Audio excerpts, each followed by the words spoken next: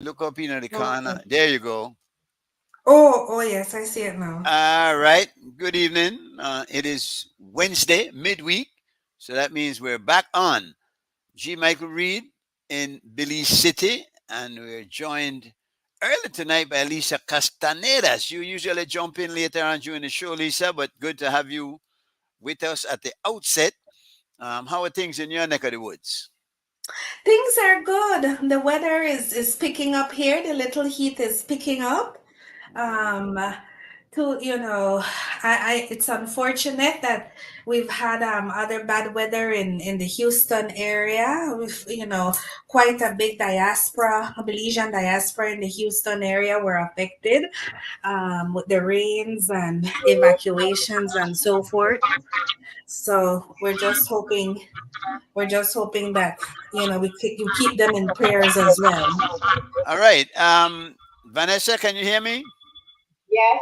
Wonderful. I can hear you loud and clear. It's a distinct honor to be joined by you guys this evening. I see clear the the power behind the throne.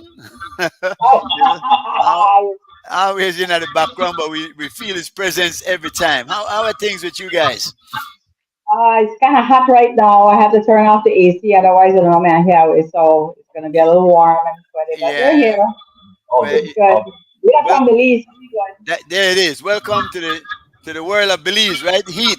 Yep. We're joined by Greg Morrison, of course. Lisa Castanedas is here with us this evening, and usually Joe Cover will chime in, right?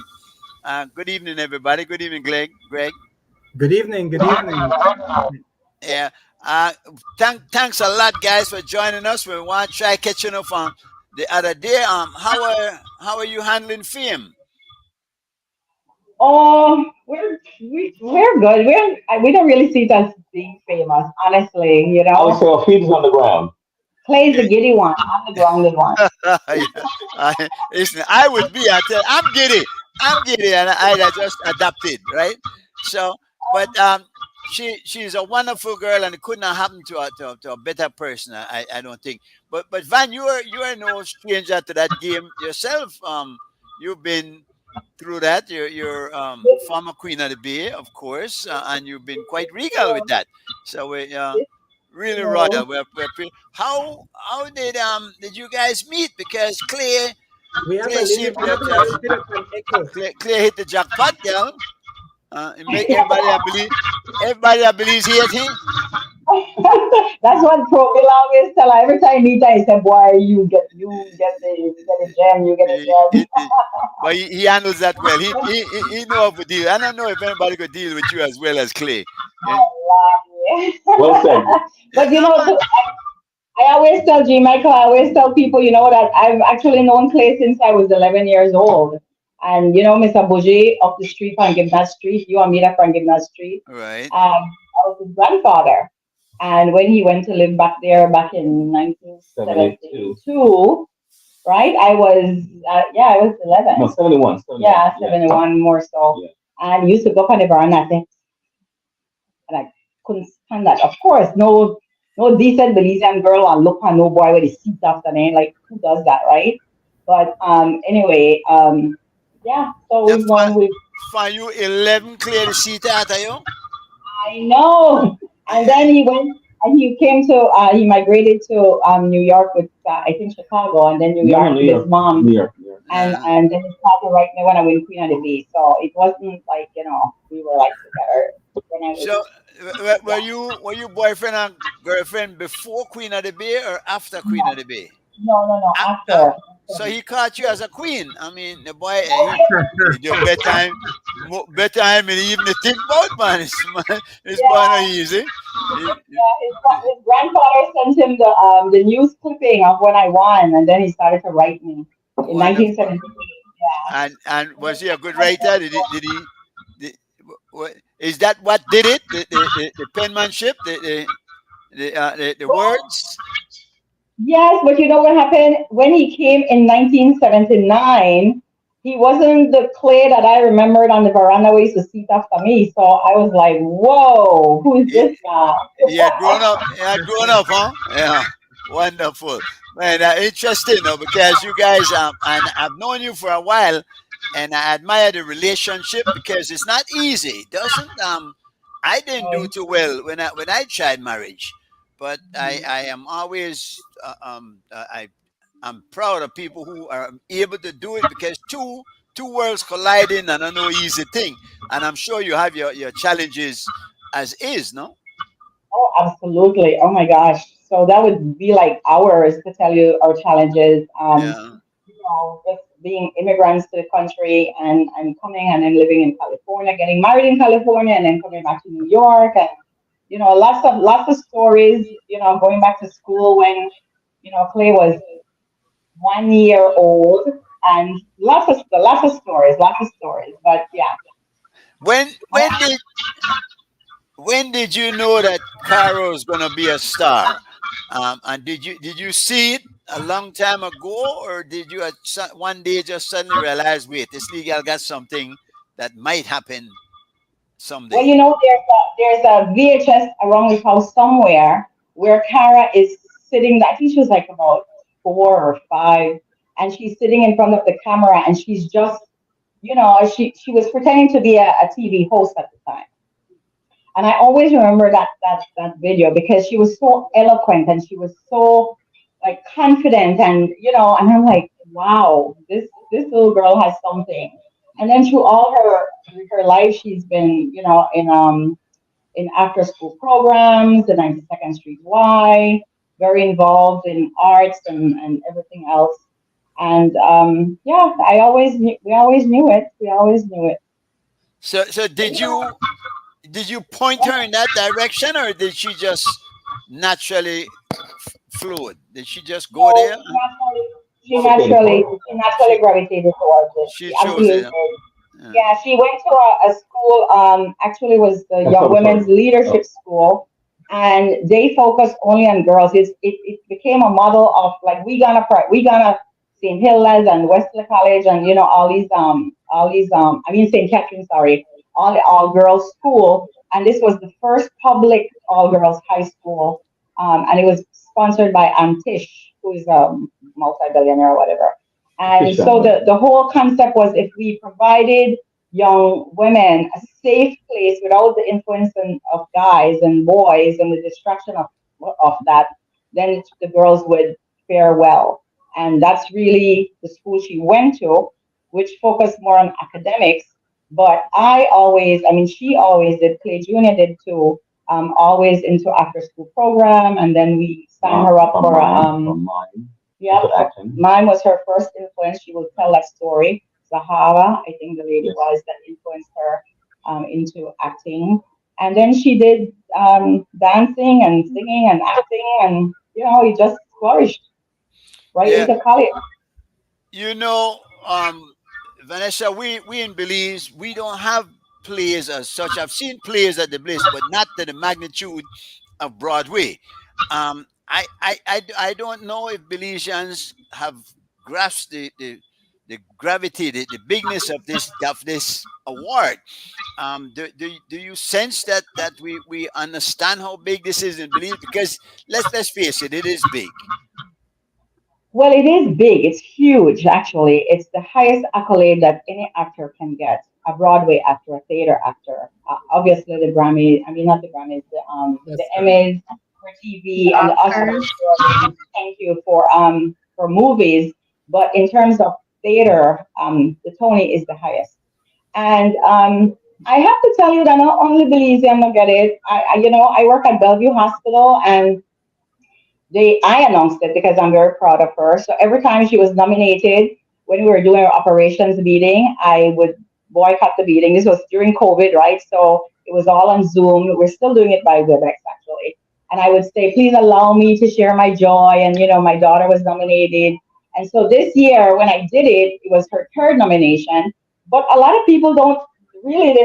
I don't think the Tony is very popular, and I think Well, it's people. not that it's not popular. It's we have theater people, theater goers, and theater goers know the entire concept of what it's all about. So it's not that they don't know, but there are a lot of theater goers out there.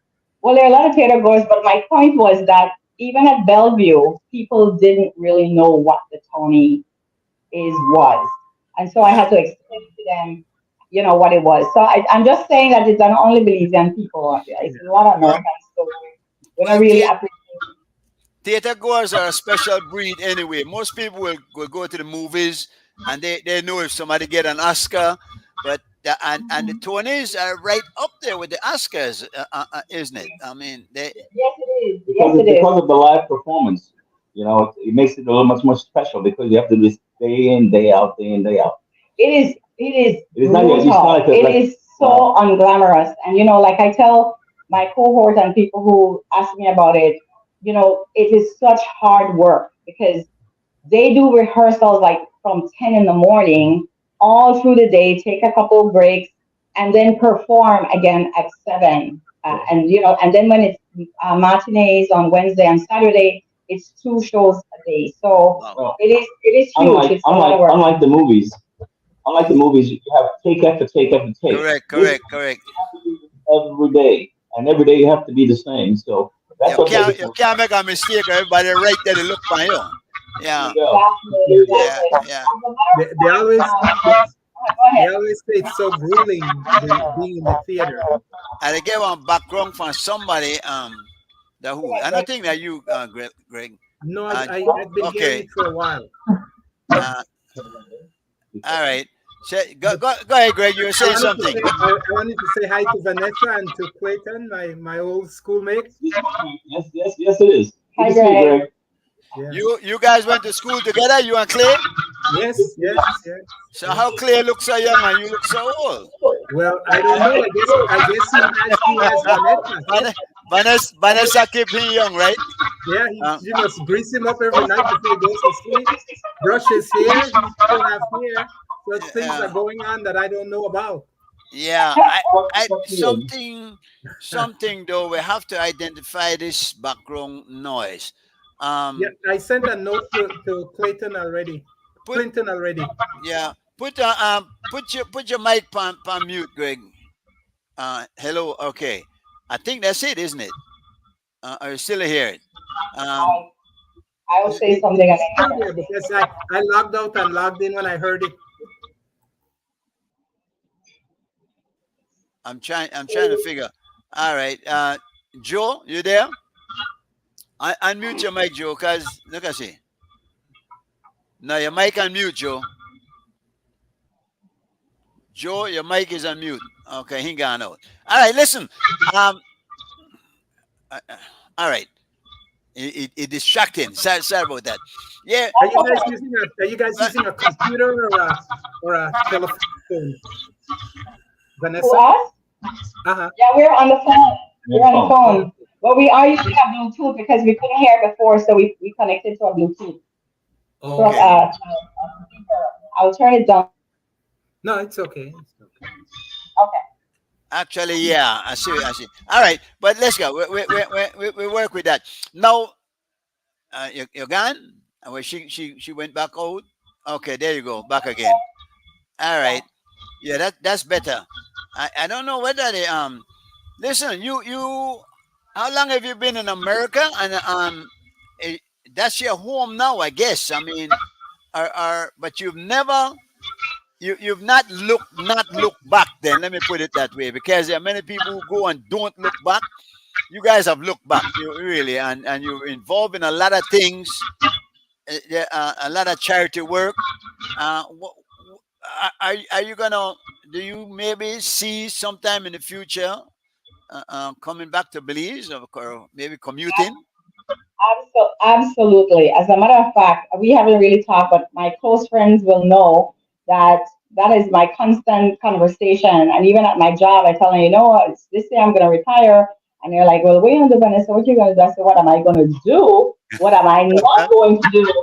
Because Belize is there. It's my home. And sometimes I have to watch myself. But even on the elevator today, right, they were talking about the heat and everything. And I said, well, in my country, and I realized that when I say that, I am totally removing myself from America, and here I am surrounded by Americans. So I had to say, in the country that I'm from, right. It's also very hot. So I totally, everybody know that, my love for Belize and our love for Belize and my children's love for Belize is like beyond words, truthfully. I always wish I could do more and just be more involved and just do more. I mean, Well, there's so much to do.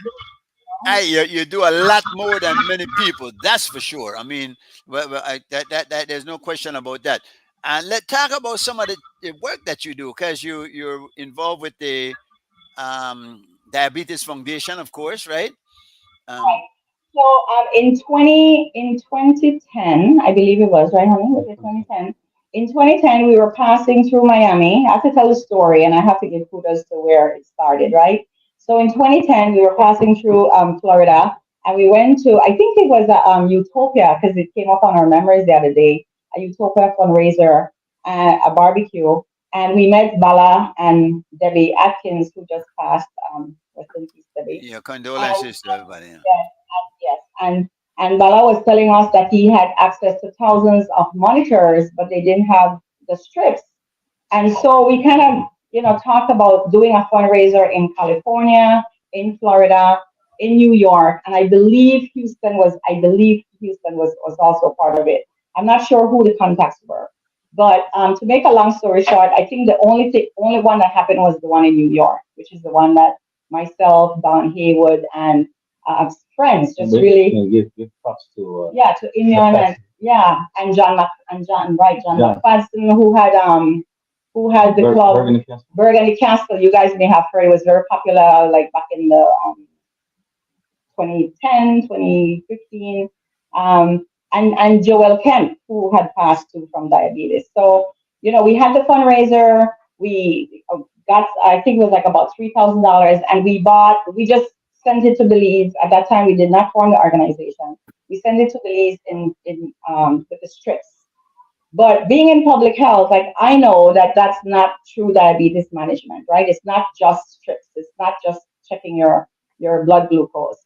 So the people who had helped me put this together, who were Imion, Cherie, actually our core members, Georgia Marshall, Gwenda Flowers, we all just got together and said, we can do this. Like we can do something. We didn't know what it was going to morph into.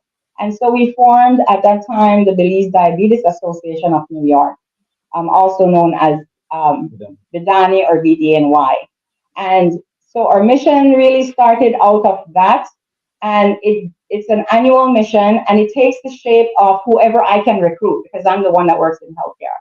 So whoever I can recruit. So the first one were 2 podiatrists, and then we went to a diabetes conference at the Jacob Javits, and we met Camilla, who all Belize know, because Camilla is a diabetes educator who is a diabetic herself and who has committed and thinks she's been to Belize on 5 different occasions, 5 different years. She's not Belizean. No, she's not Belizean. Okay. But she's Spanish.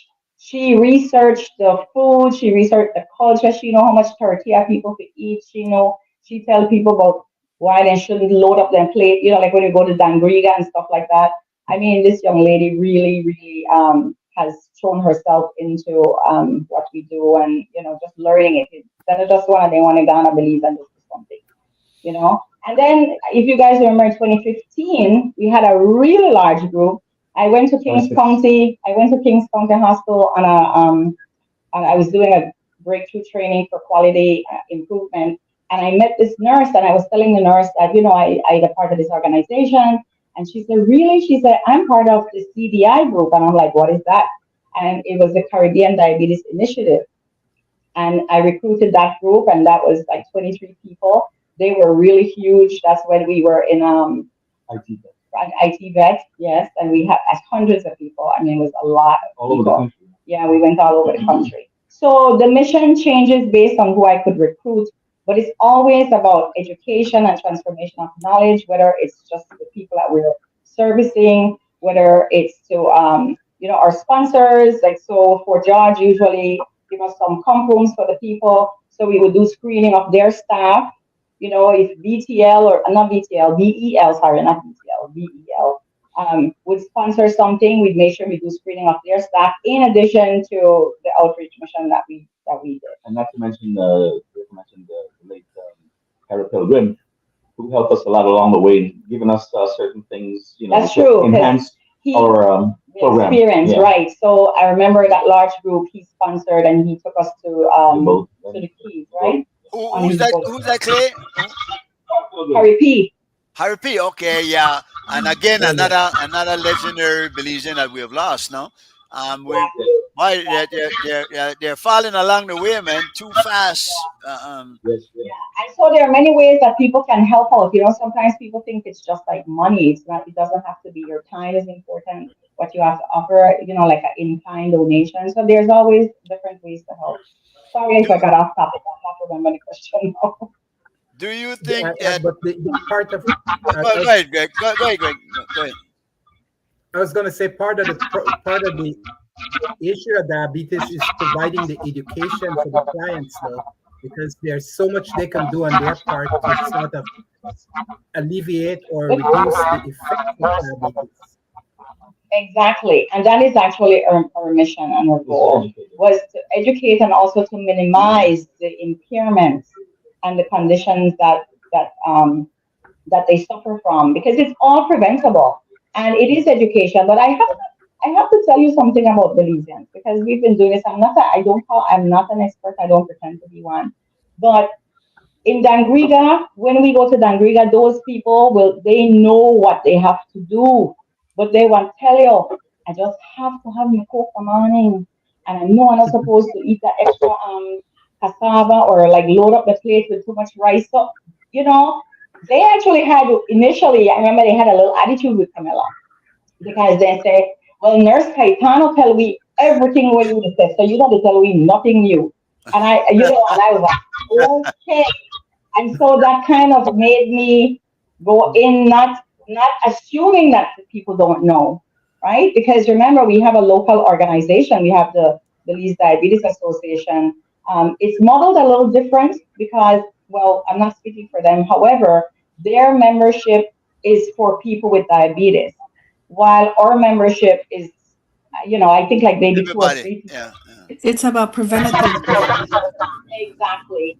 So the model is a little different, but they do a lot of outreach. They do a lot of educational stuff, and I think for the most part, Belizeans know. I really, really have to say that, but it's a denial factor, and I have to say that it's not just Belizean people that diabetes is an insidious thing, and so it's all over the world. It's global, and people, unless something happens to them, unless kidneys are failing, eyesight's going, something drastic, when it's like almost like beyond reach to pull back, that's when they start to act upon it. And that's why we have a lot of amputations, right? Now, if you talk to the average Belizean, they want to say, oh, and Dr. Electropath, people foot. But when we spoke to Dr. Lisa Johnson, when she was the CMO at Carl Hushna, she explained that we in Belize don't have the resources that support like a womb. Like, I'm a physical therapist, right? And I worked for years saving a lot of limbs just by excellent wound care, education, constant cleaning of that wound, and teaching patients how to manage, along with the clinical management by the doctors. But in Belize, we don't have the wound care specialists to help that wound heal. Well, I think, and that's why Dr. Wells, when he went in, did a lot of that, a lot of educating the clinical, he used to do like the video. No, I'm talking about class. yeah, like in the surgery room when Dr. The names are skipping me now. She's now in Cuba. Magdalena Garcia. Dr. Garcia, right? But Dr. Garcia is now, she will be one of the most leading person when it comes to foot care in Belize. I don't think so. Well, I'm sorry, but this is where I have to check in. Well, I think that when she went to study was more orthopedics. Don't quote us on that. But, I don't think but that's. Dr. Wells was the primary person that was pushing her to come up here, but somehow the country sent her to Cuba. But when it comes to foot care and digits cut off, Dr. Wells was really, really against that. I mean, he had brought those things down tremendously with the help of the teaching for the doctors and nurses, because he had small classes for the doctors and nurses about foot care in Belize. I mean, I've seen some terrible, terrible stuff that stuff that I never thought I could, Well, wound care and debridement has to be aggressive, right? Yeah. And just to put things on balance, yes, it's a high incidence, but and this is in defense of any, and I want to be careful, this is in defense of any public run hospital, because I work at I think it's the largest public health system in the United States. The New York City Health and Hospital is the largest public health system. I work at Bellevue, one of the 11 hospitals. And I have to tell you that my specialty is rehabilitation medicine.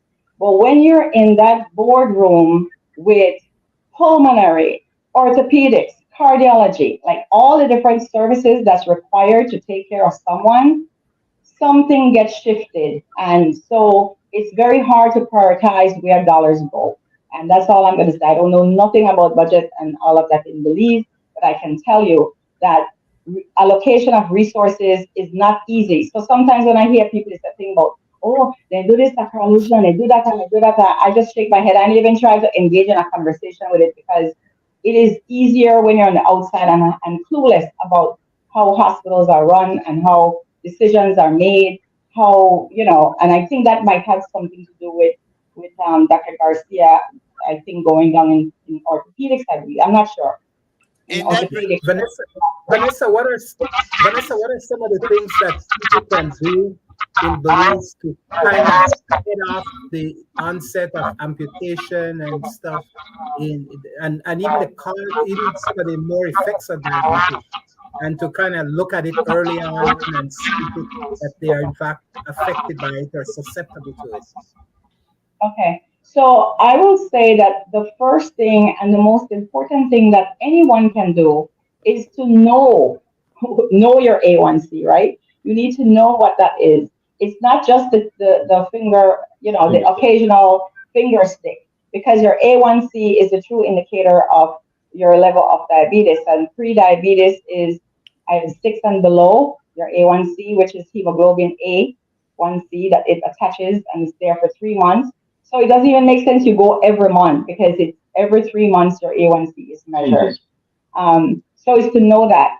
And my mom and I went to Matron Roberts. That was my health clinic as a child. And my mom still goes there when she's in Belize, right? I know there's a clinic right off from G. Michael. I'm not sure what you name, but I know it's at the corner. That's the NHI. We know it as the NHI clinic, yeah. But that's the most important thing to do, just to go and get checked on a regular basis. Like, can anybody do that? Can a person just walk into the hospital and say, listen, I want to check my status here? I cannot speak for the protocol in NIH, because I'm not familiar with the public system in Belize. A1C tests are very expensive. I do know that. But even just going and getting your regular glucose, like just go there and check out and know where you are, right? Well, I could answer a certain parts of that is that one of them is to check your foot, check between your toes. No, but that's if you know you're diabetic. Was that your question, Greg? You know you're diabetic, what to do? Both. I'm saying what you could do to head it off once you're diagnosed with it, and then also what you can do to prevent the onset of it. To save the foot. To say, well, you see, okay, let me see how to answer that. Because I remember when Dr. Pitts, you remember this play? This was 2010, 2011. We met by Imion House, the Health Fry Fish and Stew Beans. And Dr. Pitts actually was visiting New York at the time. I'm not going to evade your question, Greg, but I just tell you like I'm So when he said, when I tell her, I said, Michael, come here, Michael, down technical together. I said, Michael, I said, we tell him about this organization and how I had recruited 2 podiatrists. And he was, he was like, Van, I don't want to disappoint you, but, podiatry at the end stage or when they don't get there. And, and I always remember that. And I know as a PT that when you're there, like I said before, it's because you have not done the things that you were supposed to do to get to that point of now you're about to lose a limb. So to answer your question, is to eat healthy, right? The educational model that we follow when we do our outreach is medication management, stress management, because stress kills everybody. But when you have diabetes, all these factors compound, right? So you want to make sure you have good nutrition. You're eating healthy, low carb, right? More high protein, cheese and meats and stuff for snacks instead of all anything what we like, meat pie and all anything what we like. So diet, well, I repeat myself, diet, medication management, stress management, inspection of your feet, like Clay said, that's very important, especially people, will walk around barefooted. They should never walk around barefooted. And exercise, right? Exercise. I forgot. Yeah. Exercise, because exercise is proven to take down your glucose level. It's not, if you have type 1, you have to be careful with exercise if you have type 1. So it's not like a type 2, everybody know type 1, type 2, right? Type 1 is insulin dependent. Tell us a little bit about the differences. Okay, so type 1 is when you're insulin dependent. It means that your pancreas is shut, it's not making insulin, and you have to replace that in your body daily.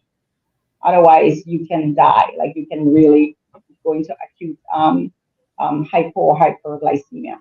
And then type 2 is usually, it is reversible if caught in time. You can manage it and bring down your A1C. And again, the level of the monitoring factor is your A1C.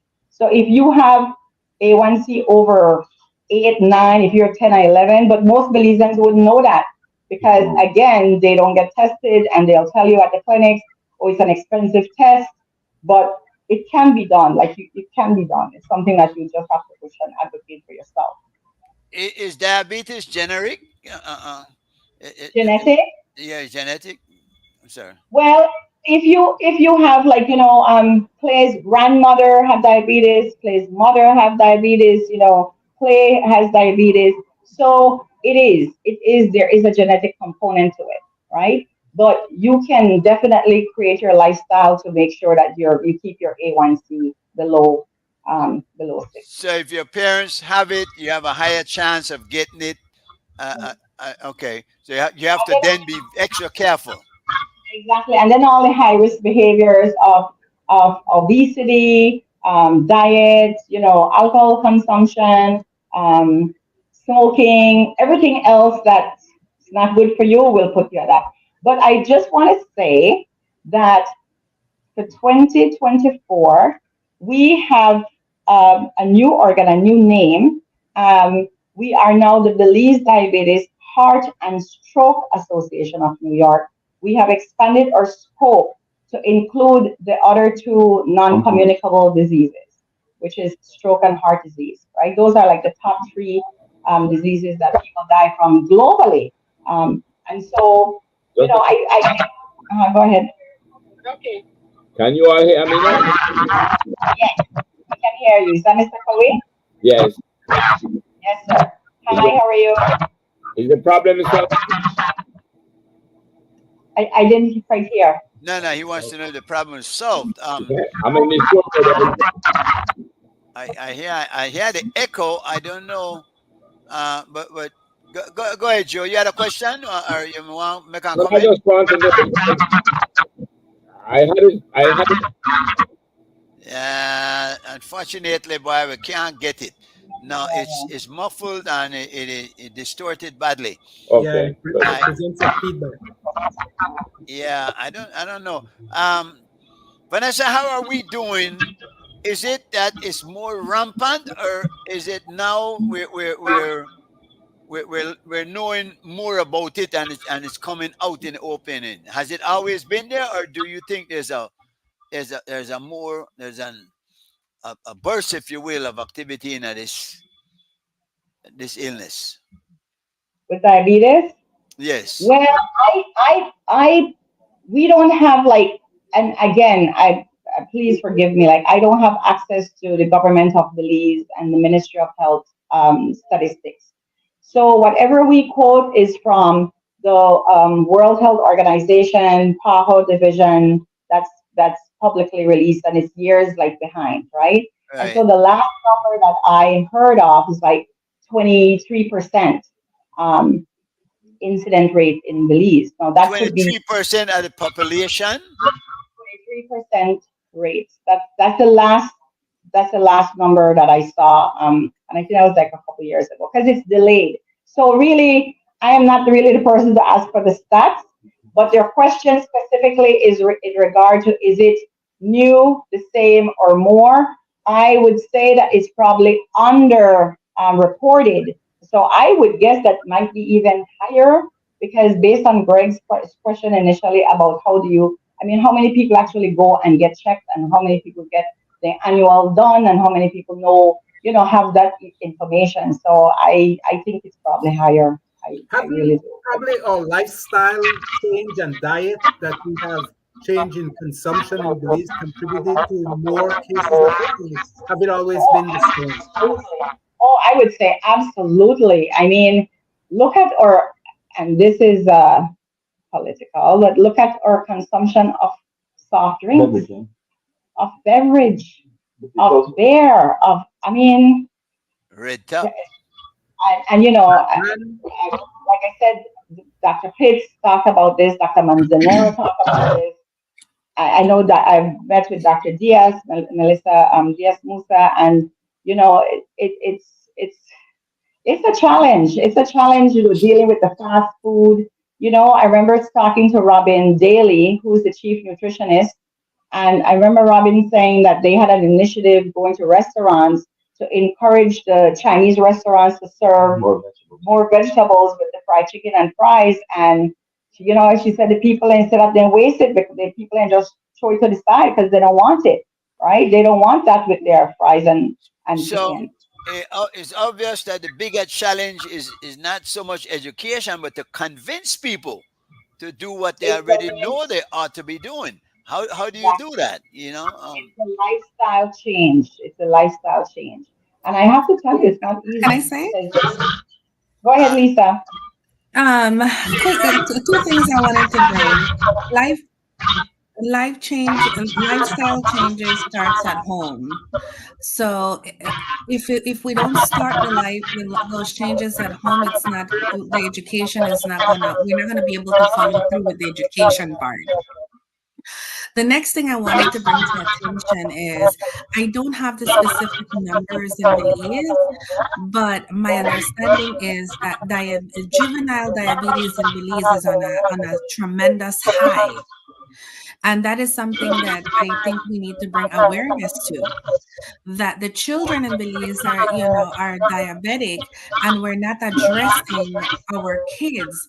And that's where education is fundamental, because we as adults and as parents, we have to guide our children in their dietary intake.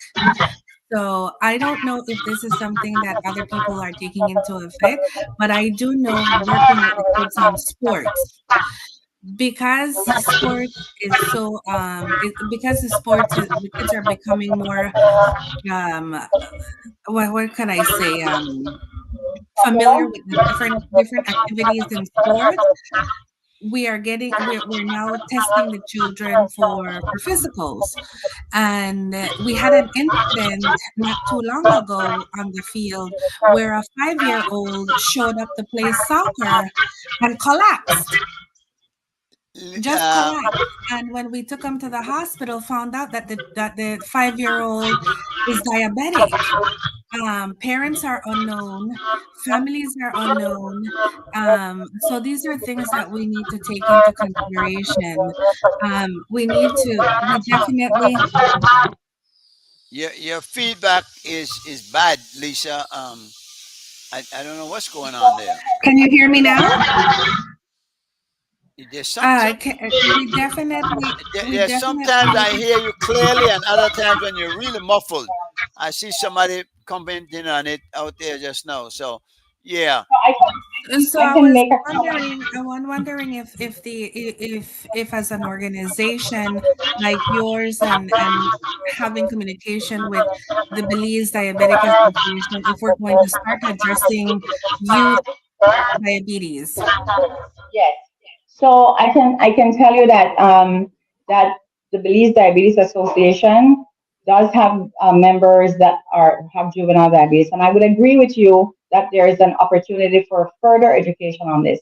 We have seen some really terrible cases. As a matter of fact, we've actually lost children along the way that we have met and when they participated in a juvenile diabetes camp, because one of our sponsors, one of our things that we would sponsor would be the meals for the juvenile camp. It ran for a week every We did year. that for several years. Yeah, we did that for right before COVID. We were doing that for quite a bit. You know, And that wait, let me answer that. Is that what we have done? Is because if we were sponsoring the food portion of that summer program, we asked them so that we could design the food for those kids during their break. Robin did a lot So of that. we had somebody, nutrition came in because what they were feeding them, they were loading them up with a lot of carbs when we got there at first.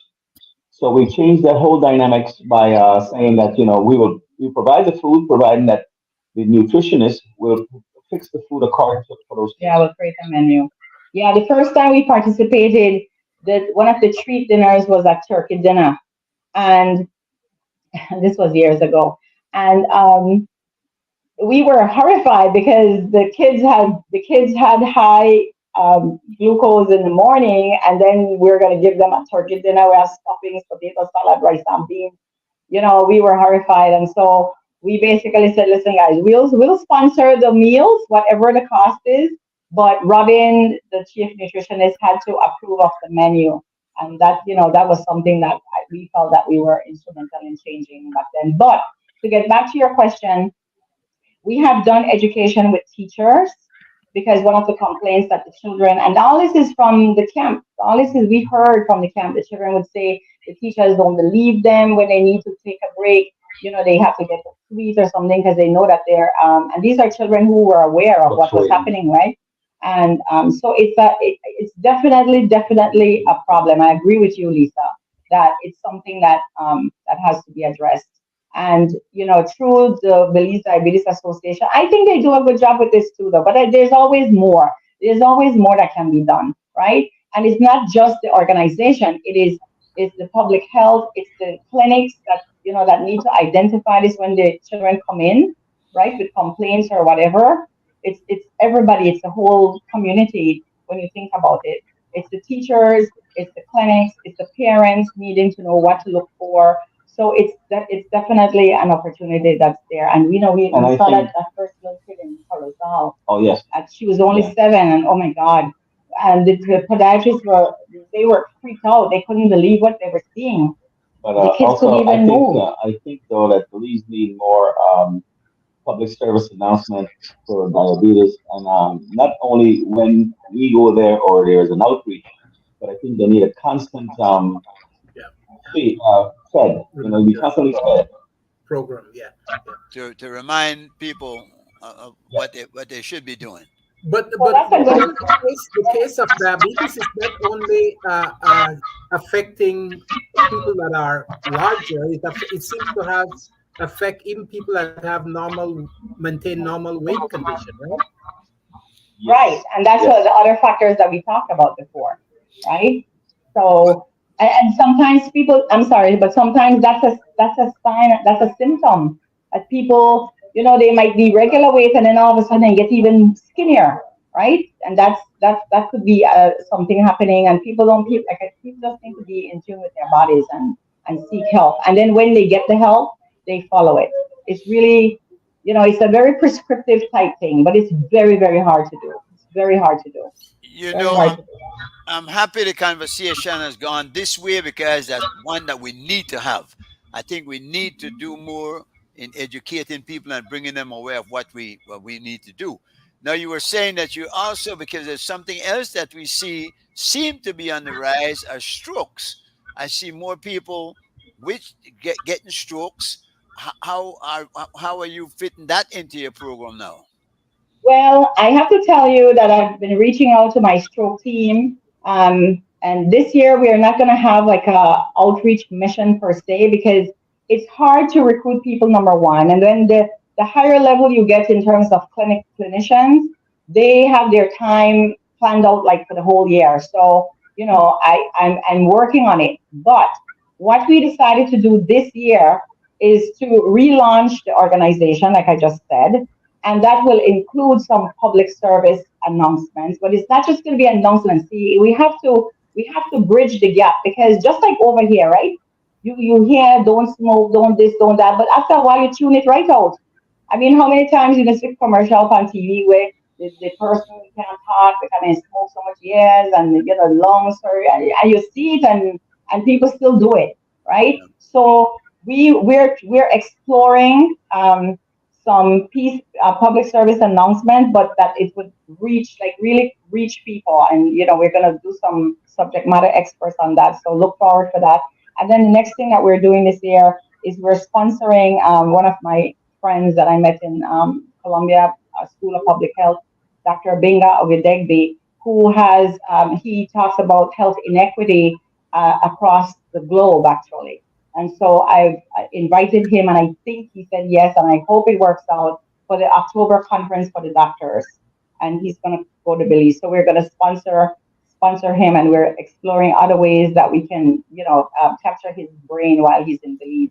So this year we're not going to have that outreach mission because after doing it for 14 years, and to be honest, going there and people look forward for us to come, and we look forward to go.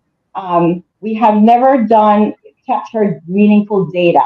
So every time we do this outreach, at the end of it, we will do a summary, how many patients we saw, the vitals, who had to go to the emergency room, because there's always people that the sugar is all the way out that we have to take them to the emergency room and all of that. But there's no sustainability, and Dr. Manzanero and us, he would say, but Vanessa on the phone once a year, and what happened during the year when the come and stuff like that. So I believe that we're going to probably move more in the direction of education, and along with some other types of outreach events as we recruit. Well, I guess the education part is very important because that's heading it off at the very start, and providing the individuals with the tools they need. Right. And another question would have to be, how are we as a country doing? Now you've come, did you say 14 years you've been doing it, coming to Belize? Well, yeah, from 2011, 2010, I think we brought that. I think at 2010 we brought it. That's a long. It seemed like the other day for us, but yeah. I know. So And how sometimes we does the country pick up on that? Then have you seen improvement in the way we're handling this on our own, as opposed to only when you come in for once a year? I think so. I really do. I really do. I don't have anything. Again, I have no objective data to report on that. But my mom would always say, because she used to be part of the organization, and she used to go up in the missions when we go to Cayo and we go to Corozal and the Independence and wherever and do our outreach. And she would say, Van, you know how much time I sit down right at Matron Roberts, and the nurses, they want to put on the educational thing, and the people and say, oh no, change the channel, we want to watch more Repovich or whatever they want to watch. Yeah. So, and she said that the information is there, but the people at the time, they don't want to receive it. So why am I saying that? I'm saying that because the education is always there. I think in terms of primary health, I think Belize, we do a really good job. I mean, I can tell you, and I keep repeating myself, I used to go to Matron Roberts all the time. And my mom and my dad, before my dad passed, would still go to Matron Roberts, right? And they did a good job. As a matter of fact, Dr. Diaz was my parents' doctor before, she moved from there. But yes, I think we do a decent job in terms of the primary. Now, when we get up to higher level intervention, that's where our challenges lie, right? So in terms of, we situations at the primary level. Exactly. And so people have to be able to receive it, and people have to go and get their checkups. I go back to that. That's primary health. That's primary health. And even here in America, we're focusing on wellness rather than on treating something once it becomes an issue. You don't want to treat something because then it gets complicated, and then there are comorbidities and all of that. So it's best to do it upfront, primary. So you guys do regular fundraisings, right? To help support this program. Thank you. Yes, we actually have one coming up. We have three signature fundraisers that we do. We do a spring fling. We do our backyard. We call it the Night Under the Stars, and that's at Cherie, Mr. Burgess and Cherie Burgess Stewart home in Mount Vernon. And that's coming up on the 27th of July. It's a really fun, we always have a theme-based thing because I think that's our formula from the get-go. Like we said, what team are we having? And so this year is Hot Miami Nights, right? Miami Night team. And then the gala in December, which is our formal event. We used to have trips to Atlantic City because, we Belize people like to gamble. Oh, And then you have they gam- Miami. I've never been like that. I've never, okay. I don't know. I didn't go do and over. I've I seen. just go do the one where I fish when I fish with a New York get something. Oh, the fishing pana thing. I've seen clear around the table a time or two. Yeah. The other issue I think though is also that diabetes also causes renal failure, and that is a big issue in Belize because we didn't for a long time have the care facility for those, right? And it's very expensive. It's extremely expensive. And we lost our friend. He did not have diabetes, so I just want to say, Who's that? help me. Oh my God, the name escaped me right now. The writer, our friend Glenn. Oh, Glenn Phillips. We lost Glenn, and he used to give us his story all the time. He did not have diabetes, because I remember he told He me did that. not have diabetes, I'm sure. Wasn't No, he? No, Okay. he did not. It was a hypertension disorder. It was not diabetes. Because I remember meeting him at my friend's wedding, Robert and Tom Bryant's wedding, in Boom, at that place where there's somebody, a nice place where everybody have thing now. Me don't remember the name. Tonight it's too late, man. Yeah. What the place name? Black Arcade. No, Black Arcade. The one that open up. We have like a lake, and then not too far from the racetrack. Oh, okay. I think I know what you mean. Yeah. I don't. That's where I had seen him, and he told me that he was recently diagnosed with this hypertension. It messes up your kidney. So that's what people understand, that hypertension is called a silent killer for stroke and for renal and for other things in our body. So you really want to, and again, that's why we extend our scope, because it's beyond just diabetes, right? If you take care of the hypertension, you'll take care of strokes, you'll take care of your heart disease and a lot of other stuff, along with diet.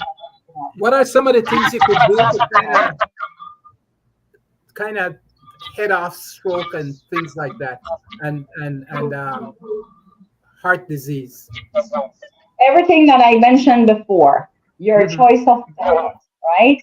Your choice of diet, high fat, high cholesterol stuff will lead you to plaques in your arteries and give you risk for heart disease and stroke. So definitely diet and exercise for sure. Stress management, especially if you have hypertension, stress will kill you. And so it's everything, and that's why we really looked at it and said, you know what?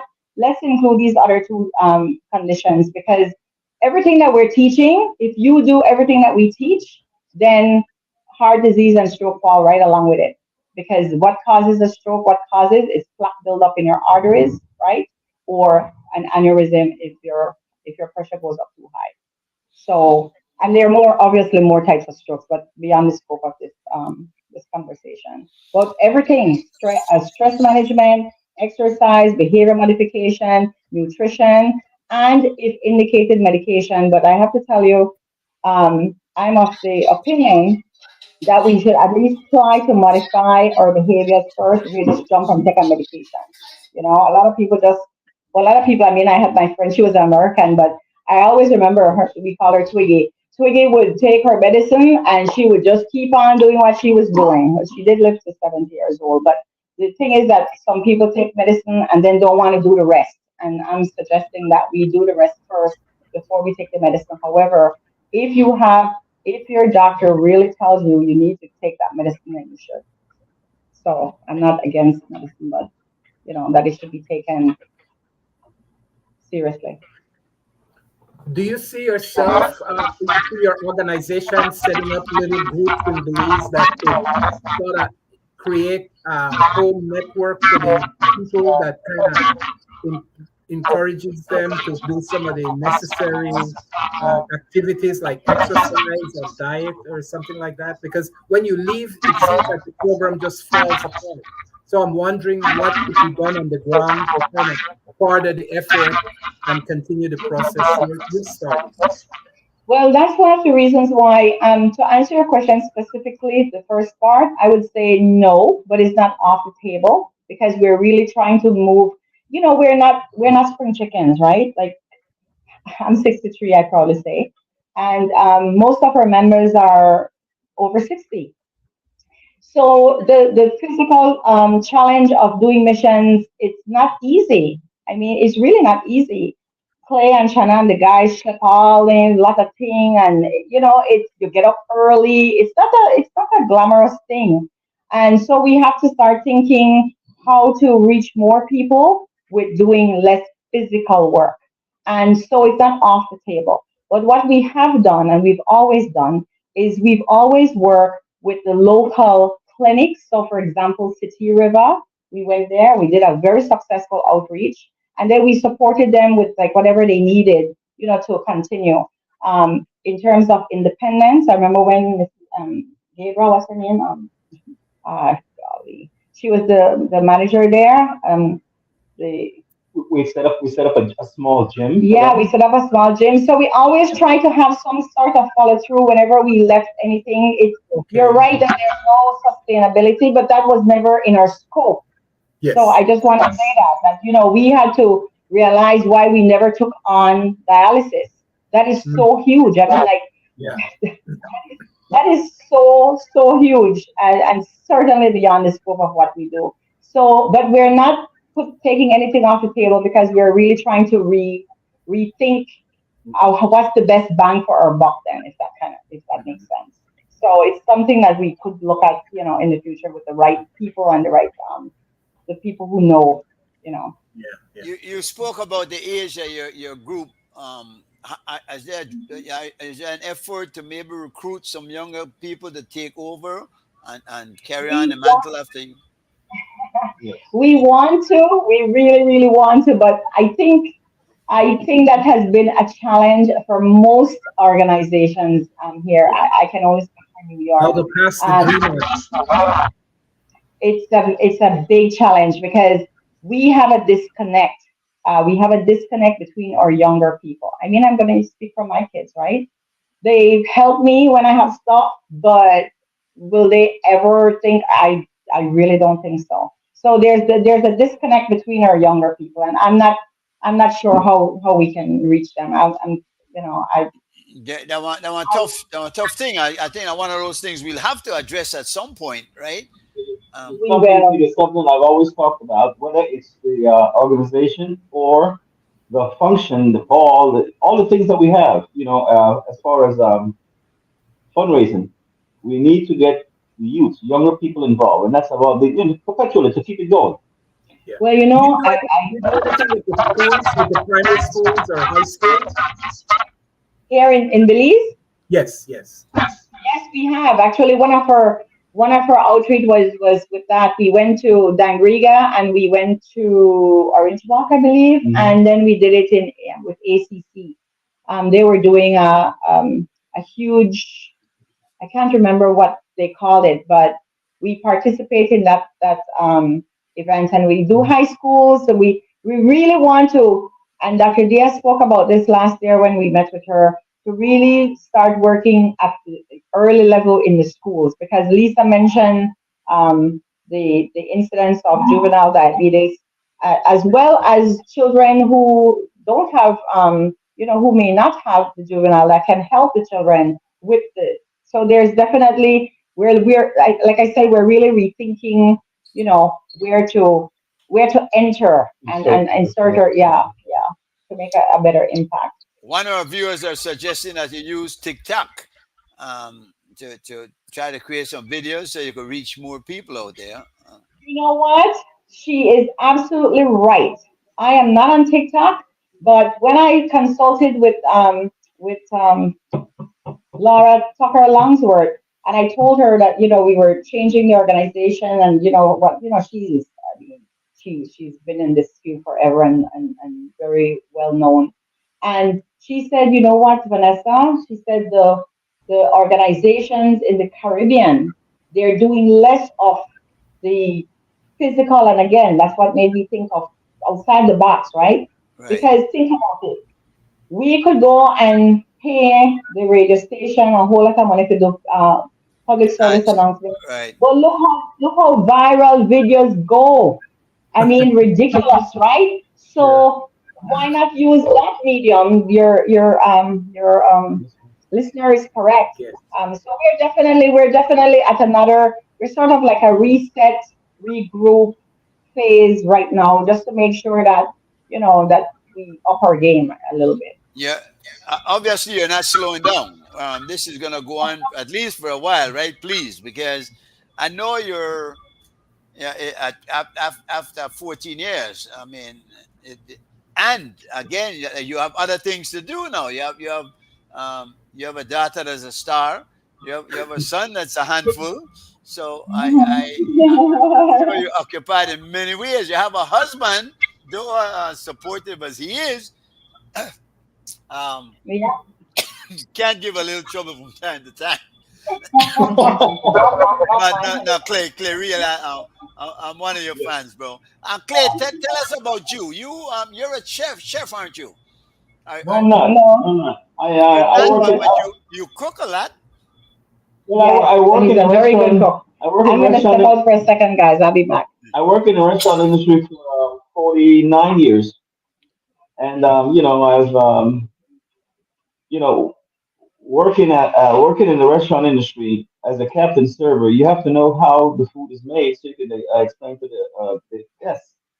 So I picked up on all those things. That's why I'm always good friends with the kitchen, because I'm not going to go hungry either. Hey, obviously. That's why that's why I pick up most of those ideas of cooking and so on. So it's been a long ride, and it's a great ride because taking care of Mikhail Gorbachev, presidents of all over the world, Sarkozy, Clinton and Carter and Bush. I've met all of these guys, and it's a fun job for me. Not even a job. I go to play every day and I have fun. So, what do you do? You don't cook the food, but you lay No, out the. I'm a captain server, so therefore I Say it have again. like maybe Say it slowly. I didn't hear you. You're captain server. What I do is that when we go a la carte, I have like 5 or 4 people with me. I uh, just take the orders, right? I explain what they have any question, explain to me, and I have somebody open the wine, somebody pour the wine, somebody serve the food, and I just walk around and make sure everybody's fine. eh, that would be like a Martha D on a high scale. Kind of like a maitre d', but a maitre d' is a different line. The maitre d', he stays, at the front of the desk, distributing the guests according to, the floor plans. And in my case, I just run a station, say maybe of 10 to 12 tables. But you've rubbed shoulders with some very big people, apparently. Oh Yeah. yes, oh yes, Uh, yeah, absolutely. I mean, it's that kind of job, and you at Rockefeller Center, and even met Desmond Tutu back in his day when he became the Archbishop down there in South Africa. Him and Mr. Rockefeller having lunch, and it's a very high profile place Yeah. at Rockefeller Center, the Rainbow Room, 65 flights up. I mean, I'm sure you see the office. My I've seen office. the picture. I've seen the pictures that you posted, boy, with some hatred. But somebody got to do the job, right? So There you go. Absolutely. yeah. So Van is back. Van, you told me that if you get sleepy, you may make we know. We don't want to let you go, but whenever you're ready, we know you're 2 hours ahead in our time. Greg, you had some more stuff you wanted to talk about. Yeah, well, I just wanted to say. Oh, Yeah. do you guys getting an echo from me? We did in it. We heard what you said, and then it went into echo. So say it again, please. Okay. No, I just said I wanted to say how we really are all so proud of your daughter, Sarah. And we know that Thank you. her show, that the program will be on PBS show sometime coming in late July.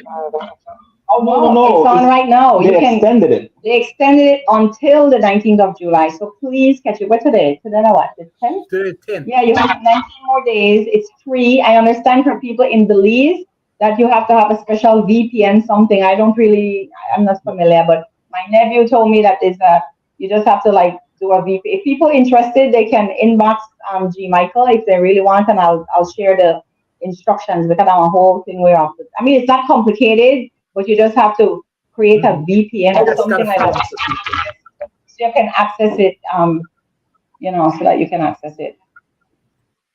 So Okay. that's And good. also, she's an I'm a Virgo on Amazon. So for people who have Amazon, Amazon Prime. she's an I'm a Virgo series. It's an interesting series, a 7-part series. It's a little sci-fi-ish, but she's so good in it. So I definitely encourage you to catch her in that. And She you seems know, like she's busy. She She's said always seems like busy. she jumps from one show to the other. Yeah. She seems like she's busy. you know why? Because she loves the work. And she always told me this. And, I remember when I struggled when she was like, younger. And I said to Kara, I said, can't you just go and take a class and take an exam and, become a nurse, a therapist like me or something?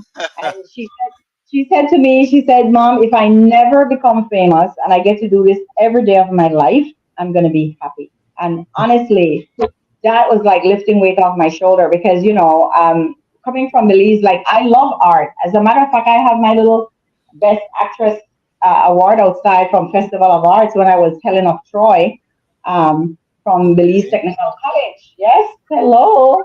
Uh-huh. That's genetic. That is genetic. We know now, right? Right, that's right. Herman Stewart was the king in there, and the girl Balaramos, what did I doctor at England? I can't remember her name. My God, Jojo Balaramos. We were all in there, and that was a wonderful play. I always loved acting because it was encouraged, but it was never encouraged to become a career. It was encouraged for the arts, right? So we always used to go up to those skits to St. John's, and we always. There's also a movie up there that she has. It's called Blow Up My Life. Oh, that's a a fun nice. one. That's That's a a fun nice one. one too. Blow up my life You is could just is nice, and yeah, it's only like 90 minutes. yeah. So, So and that's on what? Netflix? On that's on. Amazon? I think you know what I can't. Honestly, just Google it. Blow up my life with Yeah. Cara Young, and it will tell you what Uh, project. for Yeah, that one sure. is a real good one, and she mentions Belize in it. And that was in the script. That was in the script. She said, I said, girl, I said, Belikin better give you one lead check or something because the movie, she says something like, I can't wait to get off this plane and drink my Belikin. My Okay. Belikin there. And she Wonderful. said when she read the script and she said it, she could not believe the coincidence. Because I said, when Oh, I saw the movie, I said, Cara, you put that in, and she said, no, mom, it was in the script. interesting. But she obviously have a wonderful memory too. 'Cause how you remember all the lines for so Oh many my God. different shows and Listen, plays. I mean, I'm listen, amazed. it's amazing, especially when in the audition. When it's audition, there's a name for it, but I can't remember it right now. There's a name Only for it when it's season. When they're doing auditions to recruit new people into their shows or whatever. Sometimes Cara have 6, 7, 8 different auditions, and I had to run it with her. She said, "Mom, help me run my lines." And so I'm the other person, and then she would flip that down and say, "Okay, I'm gonna do this one." And she just go back and forth, and I'm like, he said, "Okay, now we're gonna go off book." And he go off book and we run it, and I'm like, wow, that's all Yeah. I could say. And he So said, and bloody remember from me right now. she still amazes you, huh? She still amazes me. Yep, she still Yeah, amazes. we're very, very proud of Cara, and Yeah. we look forward to big say they should bring one of the players that believes, man. I don't know where we're gonna put it or where we're gonna get the audience for it. I don't know. If but the Bliss has had some full houses, so maybe we do have an audience for live theater.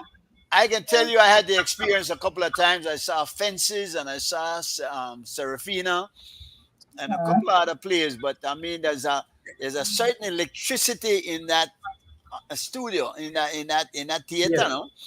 Yeah. That you not get from the movies. You could sit Oh, down and no. watch a movie and never ever feel that excitement. That is true. And when we went to Austin for South by Southwest, which is a like a film festival, and they featured I'm a Virgo, and they did the red carpet, and we went in, and she saw herself. She said, "I don't like this. I don't like this." We did 20 takes, and that's the one they used. She said, "You feel like you don't have no control over it, right?" And it's different from live theater because every time you do a line or every time you're in the theater, you're getting that response from the audience, but you don't really get a response like from people watching a movie, right? Well, they did clap because it was I guess a live audience, if you will, to watch that particular thing. But generally speaking, when you go watch a movie, nobody knows they don't have clap after they watch a movie, do they? No. No, they don't, right? No. So, she said that was an interesting experience for her, and she never really cared for it that much. I tell her, girl, you have to go about the money thing. But I'm sure she's also hard on herself. And you have to be to drive yourself to that height.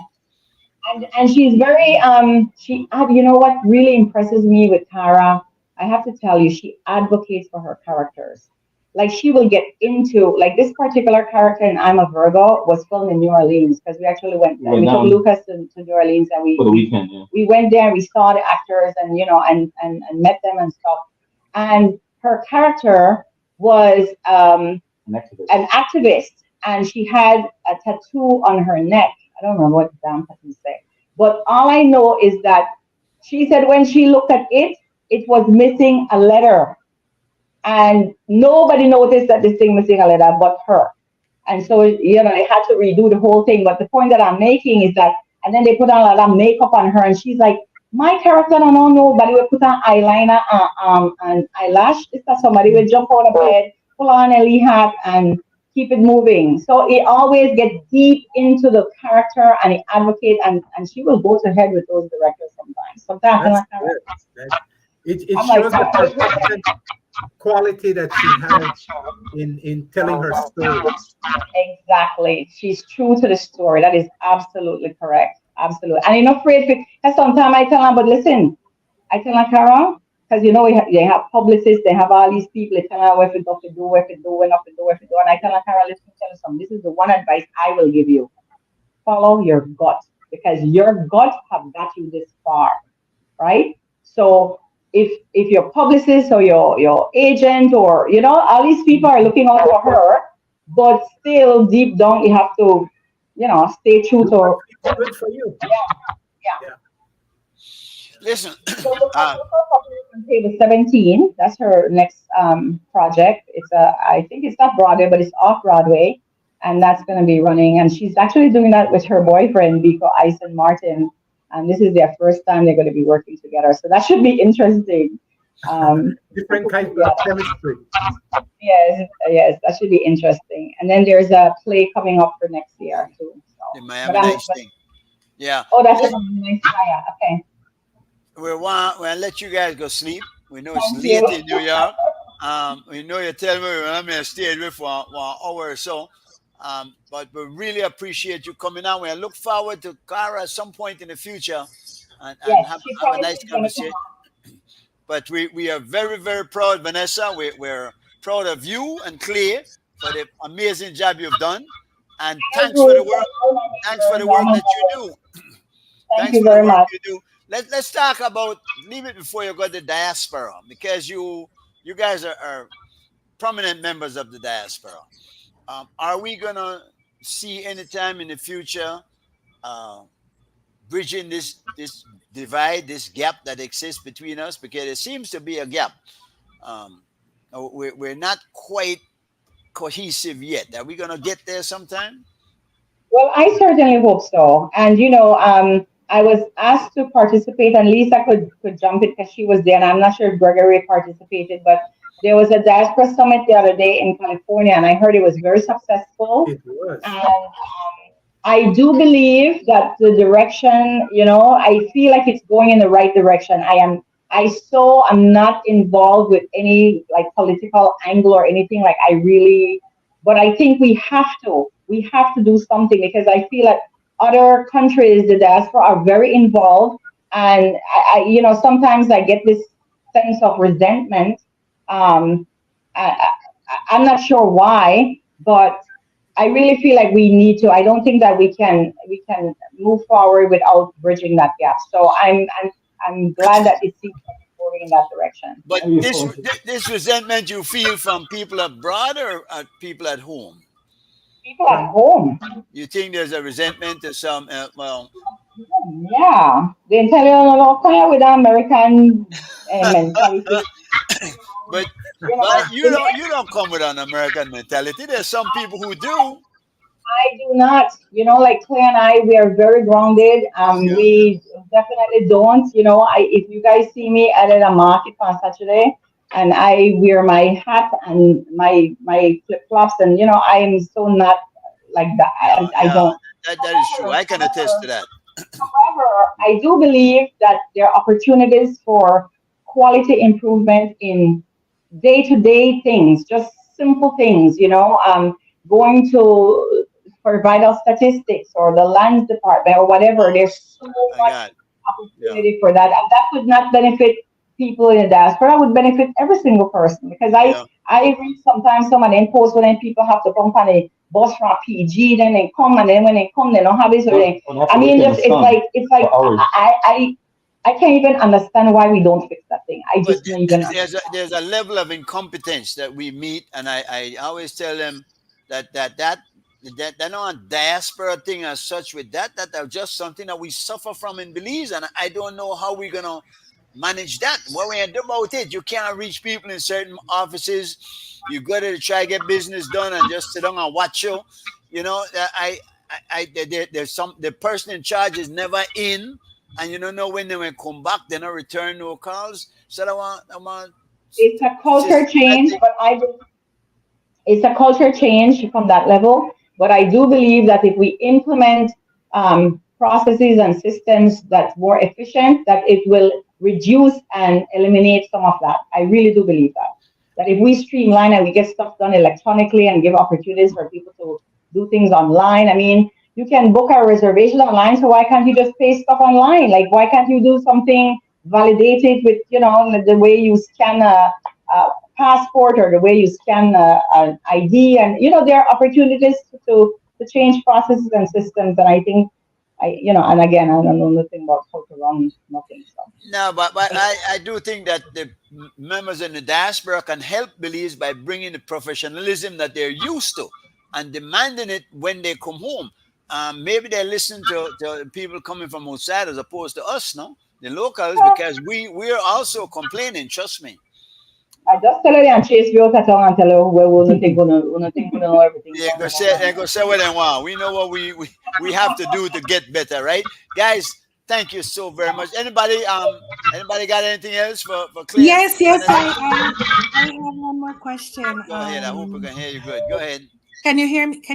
Yeah. Yes, we can. Okay. It's not probably two questions. One, when are you guys returning back to Belize to do the diabetes mission? And number two, what date again for the audience is the gala for December? December 14th. And we promise to have a nice event as we always do. It's always fun and a time when people come in from Chicago, from LA, California, and DC, and Jersey, and everybody. So it's a sort of like a nice reunion as well. So that's December 14th. And then July 27th, we have our Under the Stars event happening in Mount Vernon. At Neville Burgess' house. Yeah. So, and the other question was what? When do we redo our mission? So I'm not sure if you heard that we're sort of revamping that, and we're going to explore more educational opportunities at another level, using the media that's available and technology. So, but more on that, more to be continued. All right, I you good? can't. Also, I think the diaspora summit that they had in California, they're having some activities in New York too. Do you know anything about that? Well, I just saw something flash across, I think over the last couple of days about we're saving the date for next year because it's going to be New York. So we're saving the date for that. But I saw something that the passport and naturalization Right, right. office is having an outreach, and they put it on Facebook so you can make your appointments here in New York. And I'm definitely going to try to get my kids naturalized and see what. Yeah, Lisa knows about that. But Lisa, she said it was very comprehensive. It was very, very nice. And They're coming to New York. we are waiting in New York, to. I don't have the dates. Sorry, but it's all over Facebook. You, Okay. your I will kids give are it to your you kids are guys. Belizean. Huh? I'm sorry? Your children are Belizeans. That you don't need to get them naturalized. They're Belizeans, right? No, I think you did. You have Just to a passport. do You get a passport. Yeah. Well, yeah, Oh. yeah, but they're your children are both of you are Belizeans. I mean, Oh, I don't even know what the requirements are. Lisa, you Yeah. can use that and work on that. yeah, Lisa might could help with that too. Okay, so the requirements, well, just let me go back. So the Belize Diaspora Passport Hub in New York will be held from July 29th to August 3rd, 2024. So that's in another two weeks or less than 2 weeks from now. It's being held in Queens, New York. For Okay. those people who are interested in passports, renewing their Belize passport, please make your appointment at immigration.gov/diaspora-hubs, and you could make your appointment. All right. Oh, that BZ, sorry. So, and then for those who want to naturalize their kids, they need to have their parents' Belizean documents, and they need to bring their passport pictures, 2 passport pictures as well, and their birth certificate. So basically, they really just need their parents' identification to show their nationality. So we have to bring a Belize birth certificate then, not just passport. We actually need, because we need to hear that, please. If you just don't Okay, mind. so you will need your Belize passport, your Belize birth certificate. Mhm. If you have a social, Belize social, that's also, that could also be used as an ID. And then the And children. application, and also your children's birth certificate and their ID. Okay. And the 2 picture. And the 2 pictures, correct. And do All they right. need to be I think they take the pictures at the event. Isn't that what They they need do? to be in person so they can sign the application. Okay. All right. Got it. Sorry, Yeah. Greg, you were saying something? Cara, Greg, your mic is off. I Cara was is just saying, I citizen. think Even they if took she's the not, she pictures can at get the mine. last event they had here in California. So you could get your pictures taken locally, right, Lisa? I didn't hear you, Greg. Say it again. Greg? Oh, I'm getting a bad feedback. No, I was saying, didn't they have the picture taken at the Diaspora Summit in California? No, the pictures were taken. The fortunate part of it is that we had FedEx upstairs at the hotel, and FedEx were taking passport pictures for those who needed a picture. But if you come already prepared with your pictures, they will use the ones that you bring. Okay. All right. Thank you. We're going to talk about this some more, but let's let Mr. and Mrs.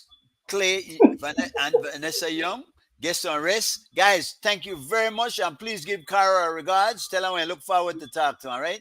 Thank you, Greg, guys. it was nice meeting you guys again, Greg. And Mr. Good- Coe, good I'm saying- sorry we didn't get any questions from you. And enjoy all that you guys do. Thanks. Take care. Yeah, man. All right. And Lisa, say something for me. Hello. Yeah, see now the feedback is gone. I wonder if that they were on the computer. Maybe that's why, you know. Yeah, I think that's what it was. Because it's clear and unfortunate because that one conversation that's worth having, man. We really have to talk about that some more. And they do some excellent work, that New York Diabetes Foundation. I believe that they said they changed the name, right? Did you get that? Yes, yes, because they have included now stroke and Right, right. heart, And heart. heart disease. Yeah. So I do find that the diabetes seems to be getting rampant. Every time you meet somebody, they're on their way to get treatment or get some dialysis or something like that. And it's very, very expensive also. So we certainly welcome the assistance that we get, no? Yeah. Correct. From people like that come in and help people. So, but yeah, Vanessa, With the knowledge and the willingness to make a difference, you know. yeah, man. Correct. Yeah, Joe came in and went back out, but obviously, whenever Joe Yeah, make them the problem. right. But and guys, I never rushed them off. But Vanessa had told me that because of the time difference, they were very tired and they were Yes, yes. really And only. probably they got to go to work tomorrow too, you know. That's So, what I'm saying. So you know that 11 o'clock in New York, so it not may hang on for too long. Well, Belize matters. Obviously, police department in a trouble again. Did you see the video with the beating the guy and the police they whopped the guy and put down for knee long, I think that Kikaka. and it's funny that he was doing all this knowing that there was a camera on him. It just shows you. I don't know that he knew. When he saw the camera on him, then he get upset and try to stop them from video. Yeah, But yeah. yeah, but he shouldn't be doing it camera on him or not, right? No, I understand, but So- I'm just saying it's kind of strange. Yeah. And yeah, it was kind of very, very provoking what he was doing to the young man. We don't know what he had done to engage such wrath, but It when certainly you're wasn't in their it wasn't custody, they're supposed professional. to, yeah, when you're was in their not custody, professional. they're supposed to be more appropriate and treat people with the dignity they deserve. So That one tough thing, you know, because really, the police are on a lot of stress. I mean, they out there to deal with some tough elements. yes, But by yes. the same token, that is where the training comes in, because they have to The realize that. training and the protection of people's civil rights. Correct, You know, correct. And they understand the huge responsibility that is on their shoulders. What's expected of them, yes. in that go out there and abuse people. You don't have that authority. You have authority to arrest them if they break the law. The power stops at the arrest, and they're told that. I mean, they're not like they're not told it. So unfortunately, I always Well- tell people the police come from the very society where the rest of us come from. So the elements are there, no? Yeah, I always remember when police was much kinder and gentler, and I remember when we used to have volleyball and basketball at the Queen Street police compound, and it was such a difference then. It was Well, let's be honest. I remember Casa and where they had a police near, they go down the line, the whap man with the keying. Mine from there, mine from a Getina line. So Yeah, I don't know that we Well, don't see that but nowadays. that was when they did that, nobody was really hurt. That was just to kind of satisfy whatever their ego and their scheme was at the time. But nobody was that was just to scare people, because I did get hit by Casa with his whip thing, because he had his baton, but he Right. actually was swinging the end, which was the leather part that would wrap around your hand, and you Right, get a little sting, but it wasn't anything to harm you. It gets but you in a line. But it was it was abuse of his power, and it was Well, if you look at that today, I mean, you can't get away with that today.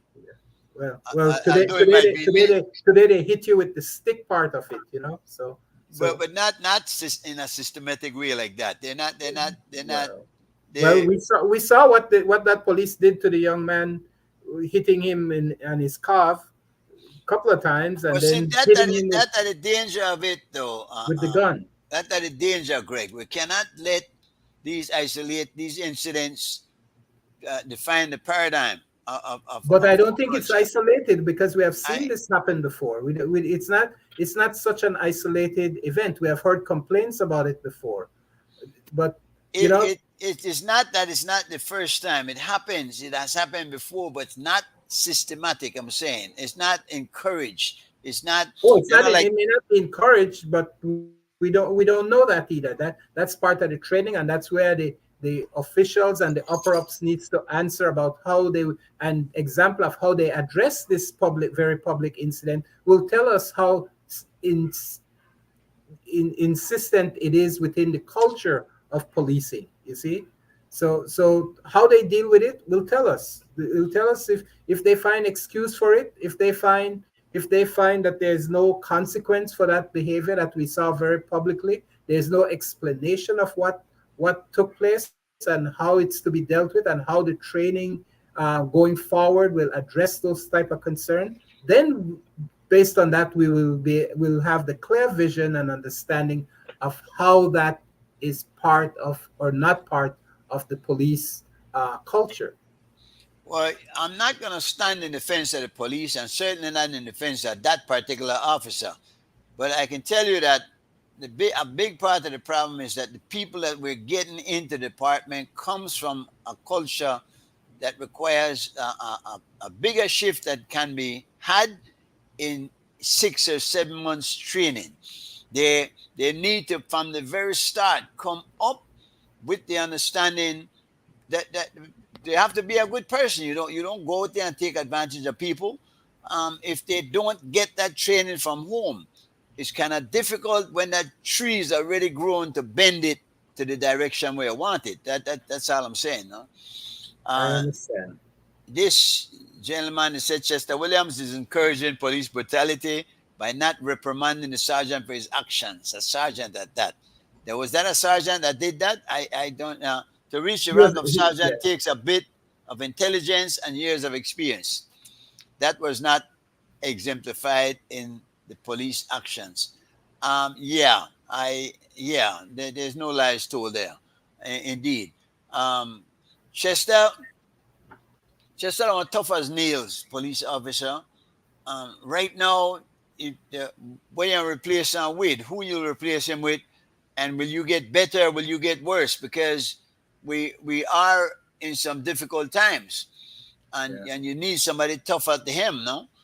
And smart, and toughness is one thing, but you have to be skilled, and you have to be able to deal with both the political aspect of things and not get sewn into it. You have to be able to deal with the community concerns.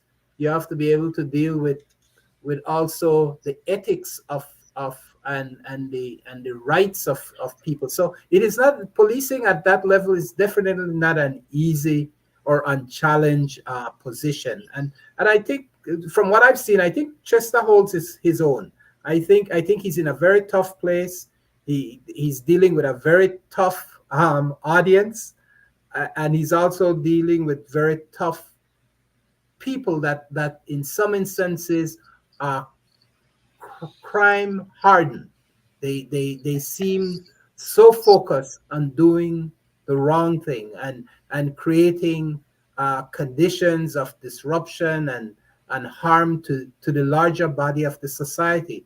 And so it's not an easy task. While at the same time trying to conform to the will of his political bosses, no?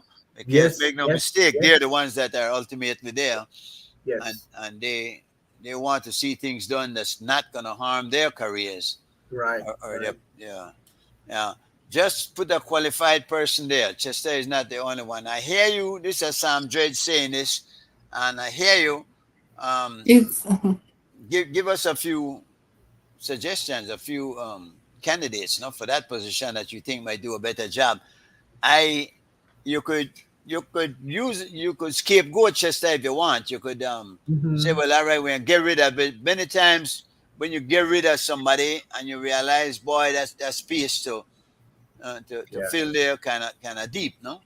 Yeah. No, that is one of the concern, and I'm sure there are qualified people, but so far I haven't seen him done anything out of order that, from my perspective, where I sit, where I stand, see any big concern on him and the way he manages it. Yes, there, as I said, it's a tough audience. It's a tough criminal element, a hardened criminal element that seems so determined.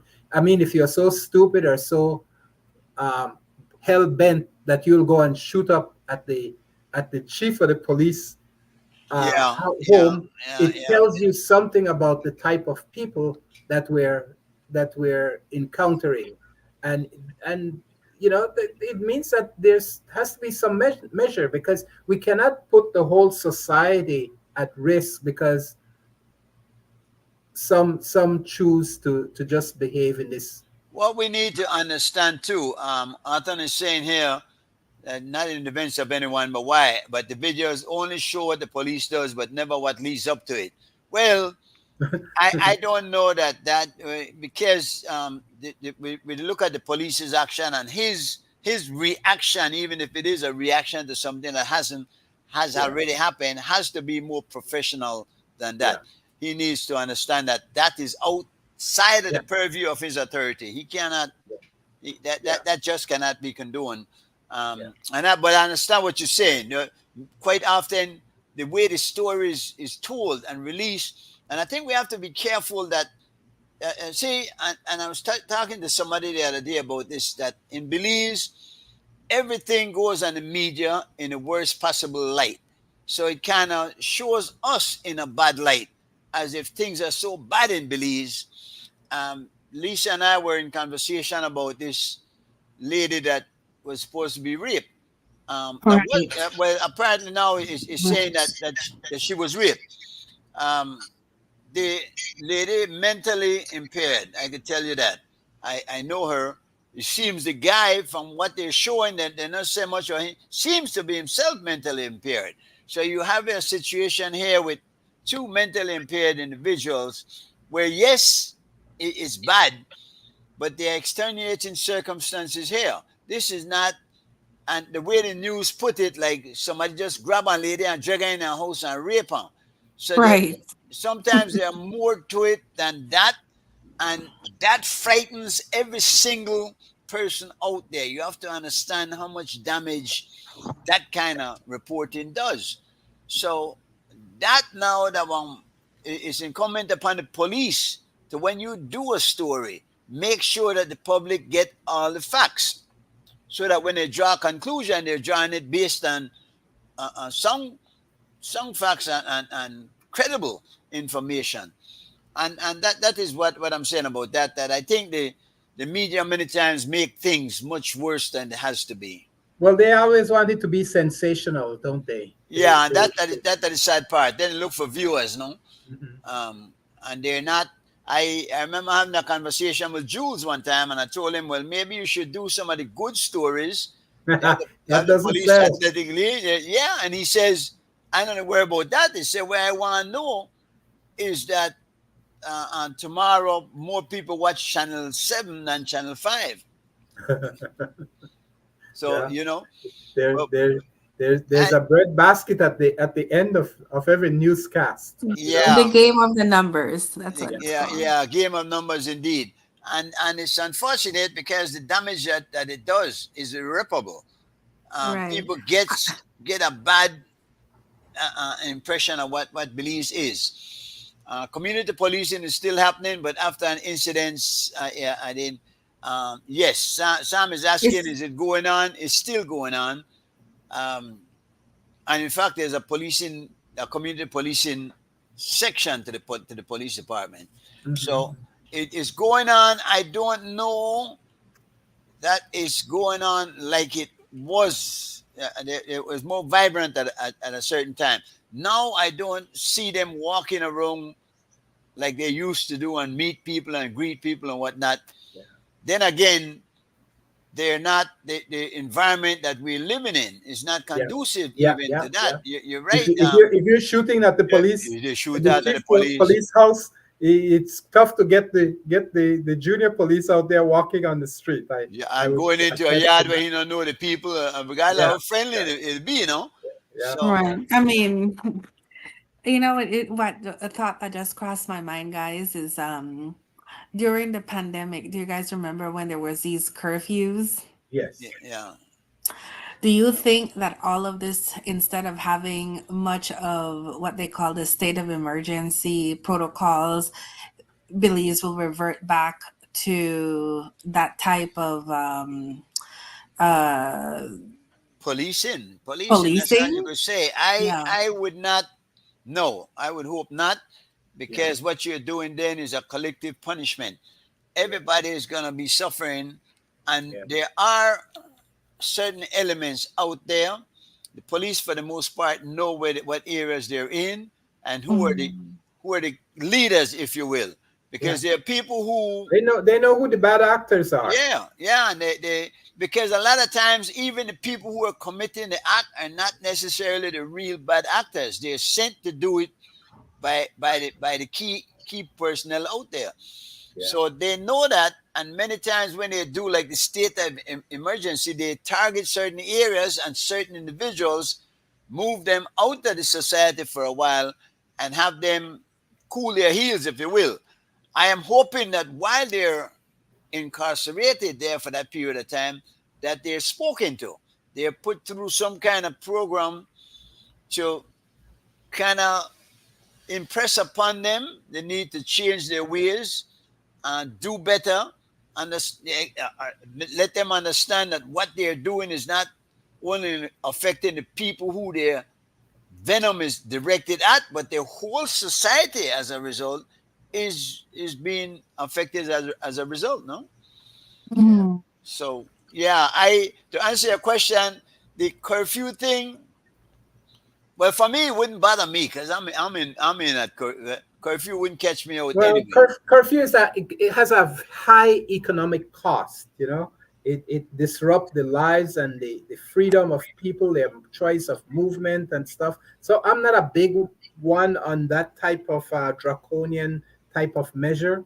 But trying to isolate the areas where these things are happening, like you said, have conversation with these people, take some of them off the street if necessary, is the way I see this has to go down. Because to me, it seems like, I don't know how many bad men they have in Belize. I don't know, but I'm gathering that it's less than 10% of the whole people.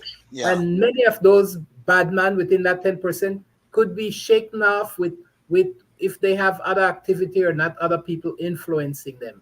And so the key in this type of stuff is to find out where exactly the head of the snake is and to put that to rest. That's the only way I see this type of stuff kind of playing out and resolving itself. all right. Arthur Castillo is asking for prayers for Mateo Cruz. Many of you know him, famous Belizean cyclist. He's on dialysis at the moment. And again, those are one of the other, I imagine. And I was to ask Vanessa, because she was saying that Glenn didn't have diabetes, but I knew he was getting dialysis. Yeah, that's you could have Yeah. dialysis for other diseases because Okay. I had a family member that had lupus and they had very very concerns and issues with kidney and dialysis and that type of stuff. So other things could affect the kidney just equally. Yeah. Right. You could have it could start you can end up with renal failure, which also requires dialysis treatments as well, due from Childbirth, infection or childbirth. right. There's several Yeah, other things that can relate to that you can have dialysis from, not specifically from diabetes. yeah, yeah.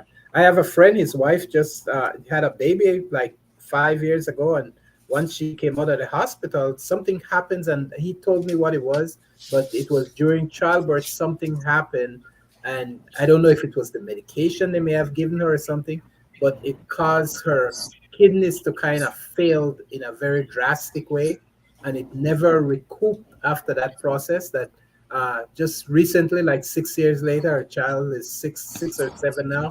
She had to have a kidney replacement because her kidney was not functioning properly, having renal failure. So Right. there are other causes for kidney failures.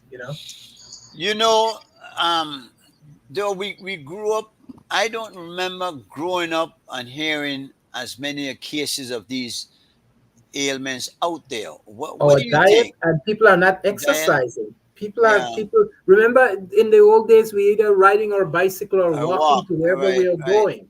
Our Uh, Yeah, food but was now we more, become carbati. yeah, our food was more prepared at home, and it wasn't as processed as it is now.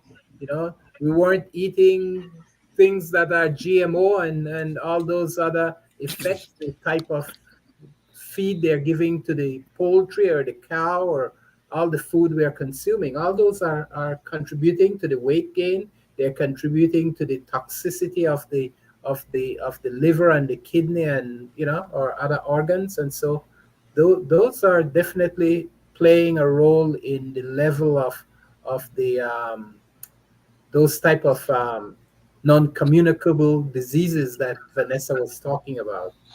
which suggests that things are only going to get worse because I don't see that slowing down. I mean, the lines at Kick Down Fence they get longer. Lychee they get longer. Well, that's where our health department and stuff comes in, and our dietitian is to try and look at those popular places and to work with them to still provide the food. And like they said, people didn't like when they encouraged them to do some vegetables. The Chinese do less chicken or whatever and add some vegetables. People didn't like it, but we do need. That's where the education part comes in, and we do need to start making those choices. Otherwise we're going to start to everything is going to be a tertiary care condition instead of primary care in terms of stuff. And we already pointed she already pointed out that we don't have the money or the skill set to deal with that level, and therefore we end up at the very drastic point of amputation and those type of conditions, rather than trying to deal with these issues early on. So yeah, But it's you gonna know, get better. the interesting part, and I made this point the other day about catching a cold, how the crackhead they out there walking in a barefoot and they eat out of the garbage can and nothing wrong with them. But that the same thing with the alcoholics. You see them on the corner day in and day out. I've seen some for years. Not nobody. I got a boy cross the street. He wake up with a coke in his hand. He go sleep with a beer in his hand. All during the day, that drink, and the worst I see don't look in the press, but I don't really see no serious Well, medical some ailment people, some like that. people have, But what does it do? They become immune to it, or I think people have different genetics and tolerance for different type of things, Correct. and so some people will survive some type of behavior for a prolonged period of time, and other people they are more susceptible. They don't have the genes to ward off alcohol as some may. They don't have the genes to ward off smoking as some do. Some people smoke for 5 years and then they get lung cancer. Some people, like my dad, smoked for 64 years before he finally succumbed to lung cancer.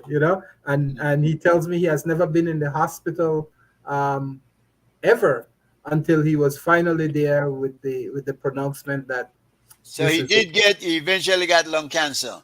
He eventually got it. Yeah, Yeah, if six, yeah, my dad, 60 my years. dad too, and my dad smoked a lot. You couldn't stop him, but he Yeah. he, he he died at 77. So I guess he figured that was all right, no? But at least back in his day, 77 was longevity. Yeah. Today, 77 is still a young man. Oh, Uh, I'm happy to hear that. Definitely, because if I see a But- nice but 80-year-old, keep I it want to going. look. Keep it going, Lisa. Maybe he'll give us the Hold vote. up. Make Lisa go in. If you see a nice 80-year-old, what, Lisa, you'd what? I said, if I see a nice 80-year-old young man, I will look. Eight, I hear you. Yeah, well, there's hope for you, Greg. I mean, uh, But I also wanted to also address that cirrhosis or kidney failures, they're not always related to the more common things related to them, like diabetes or heavily drinking. We also must be aware that there are underlying blood diseases that can cause these organs to fail, such as the kidneys. If you have any type of blood disease, lupus, leukemia, or you have some type of cancer, there's certain, and the blood is infected, those things will cause other organs to deteriorate. And sometimes the Um, treatment for those for some of those disease cause the kidney failure. Right, the kidneys to fail. Same thing, medications, Mhm. depending on the type of medications. If you have too much antibiotics, and or there's antibiotics that could also too much, what do you call it, like if you take too many Tylenols, too many Aleve and ibuprofens, all of those things weakens your liver as well. So it's not always about heavy drinking or diabetes. So we have to also educate others that you may not, you can refrain from those things, but it doesn't make you free from ever, having those illnesses as well. and they must also understand, though, that doesn't mean say go ahead and drink all you want, because you might just Correct. push on down and got the same look. No, you might just be Right, the one. exactly. Uh, Exactly. I, And like I, I I said, we also have we have underlying genetics that could make you susceptible to other, to other diseases that you don't think that you're susceptible to. I, for one, I have an autoimmune disorder. People don't know that. You look at me and I look like a healthy woman walking around every day, but I also have an autoimmune disorder. No one in my, no one else, is I can't blame anyone else for having it. I don't drink, I don't any of those things either. So I'm just saying that there are other underlying genetical issues that can make you susceptible. And if you and if you and depending on the environment you live in and the type of diet you carry or the type of lifestyle you carry, your body, you could throw your body into that realm faster than someone else in the family or someone else. So I just want to make it aware that it's not always the prime thing for anyone to say, yeah, he has that because of that. It may not even be that way. So there are other underlying issues that we need to consider as well. Mhm.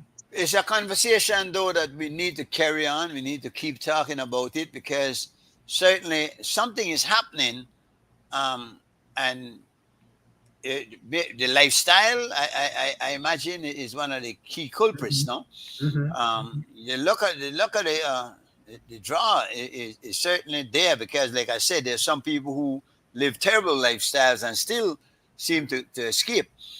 However, I think you're more likely to get away with living well by doing the Yes. right thing, True. by adhering to the good diets and whatnot, the exercise for sure. Do Mhm. you exercise, Greg?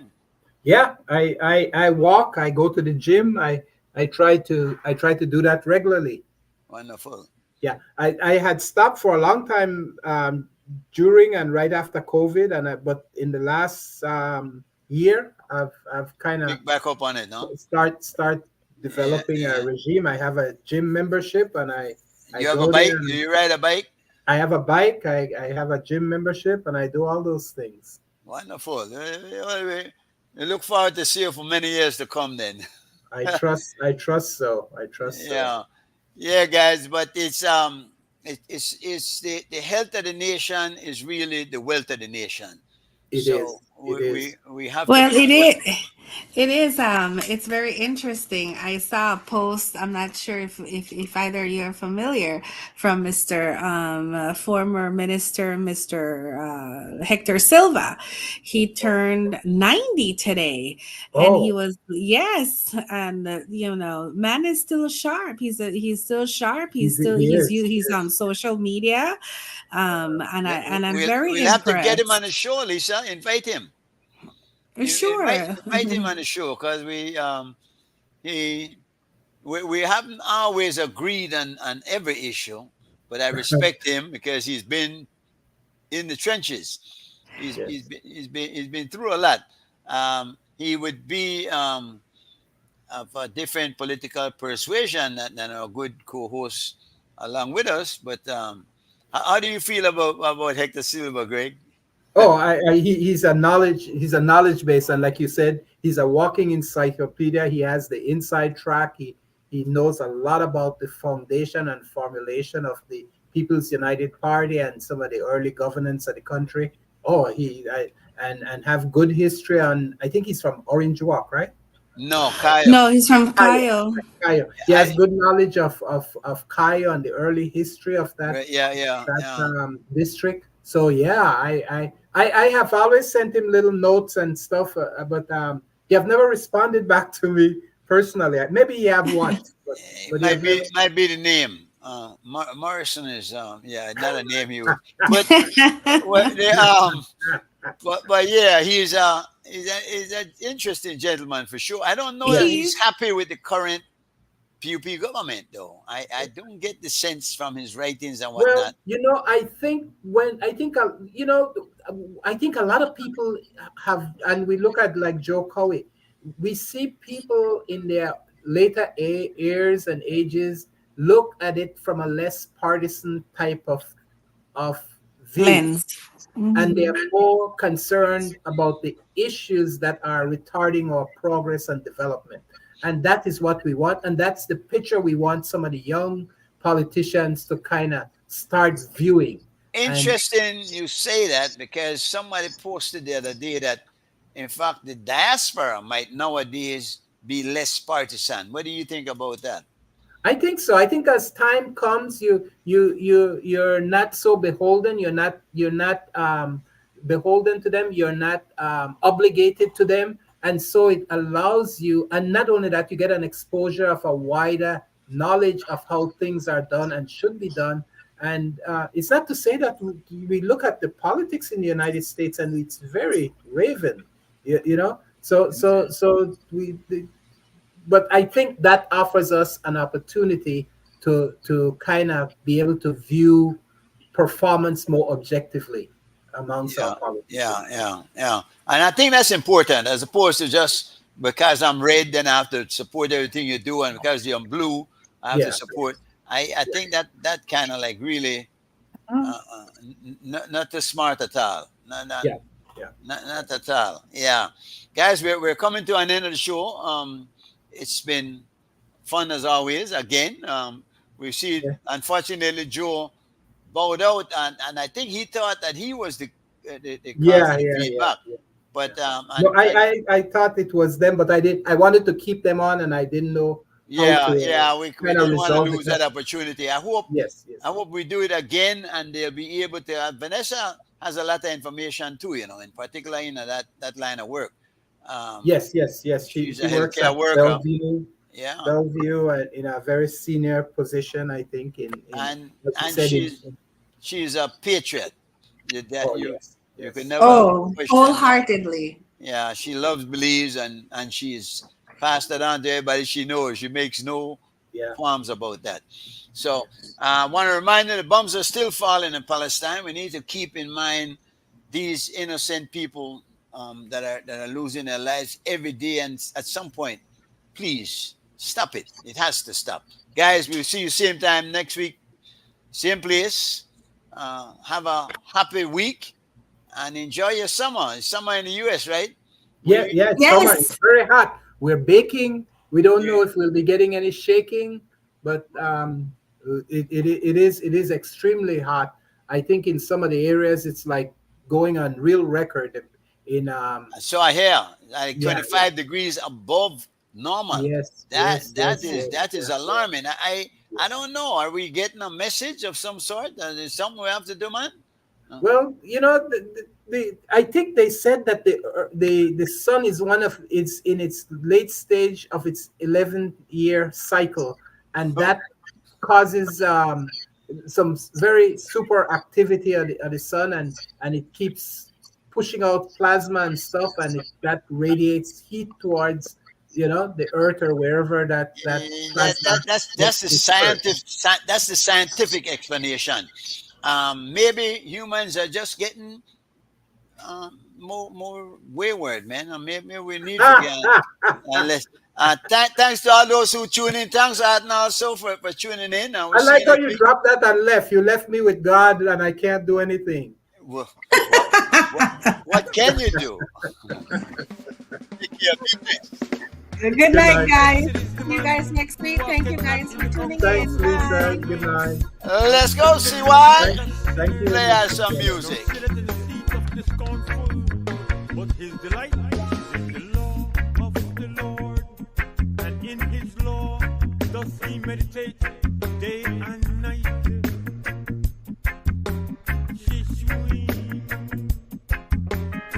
Glorify his name, me brethren. Glorify his name, me brethren. Let we come together and blow fire upon him. Let we come together and blow fire upon him.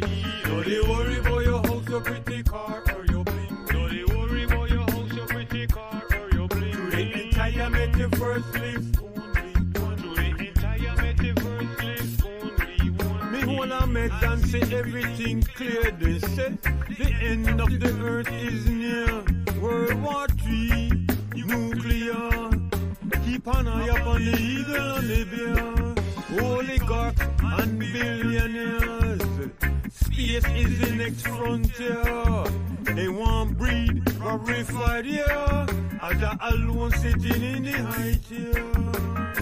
Glorify his name, me brethren. Glorify his name, me brethren. Let we come together and blow fire upon him. Let we come together and blow fire upon him. Don't they worry about your house, your pretty car, or your bling. Don't they worry about your house, your pretty car, or your bling. To the entire metaverse lives only one. To the entire metaverse lives only one. Global warming have the place the bake. Tsunami and earthquake. Then they leave land, they try to escape. Ye of little faith, we don't know we're real or we're fake. You have to watch the food you they put on your plate. In the lab manufacturing steak, could I never flow through the general gate. Glorify his name, me brethren. Glorify his name, me brethren. Let we come together and blow fire upon him. Let we come together and blow fire upon him. Don't they worry about your house, your pretty car, or your bling. Don't they worry about your house, your pretty car, or your bling. To the entire metaverse lives only one. To the entire metaverse lives only one. Chemtrails, the rain down pollution. Illicit chat about depopulation. Deep sea exploration. Submersible to the depths of the ocean. AI robotic. Ritual satanic.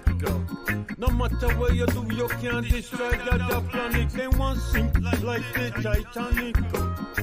Glorify his name, me brethren. Glorify his name, me brethren. Let we come together and blow fire upon him. Let we come together and blow fire upon him. Don't they worry about your house, your pretty car, or your bling. Don't they worry about your house, your pretty car, or your bling. To the entire metaverse lives only one. To the entire metaverse lives only one.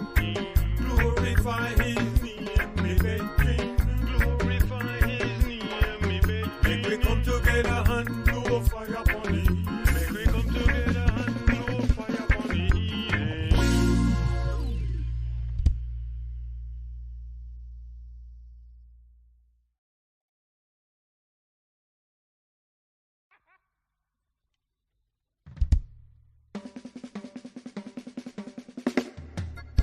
Blessed is the man who walketh not in the counsel of the ungodly, nor standeth in the ways of sinners, nor sitteth in the seat of the scornful. But his delight is in the law of the Lord, and in his law doth he meditate day and night.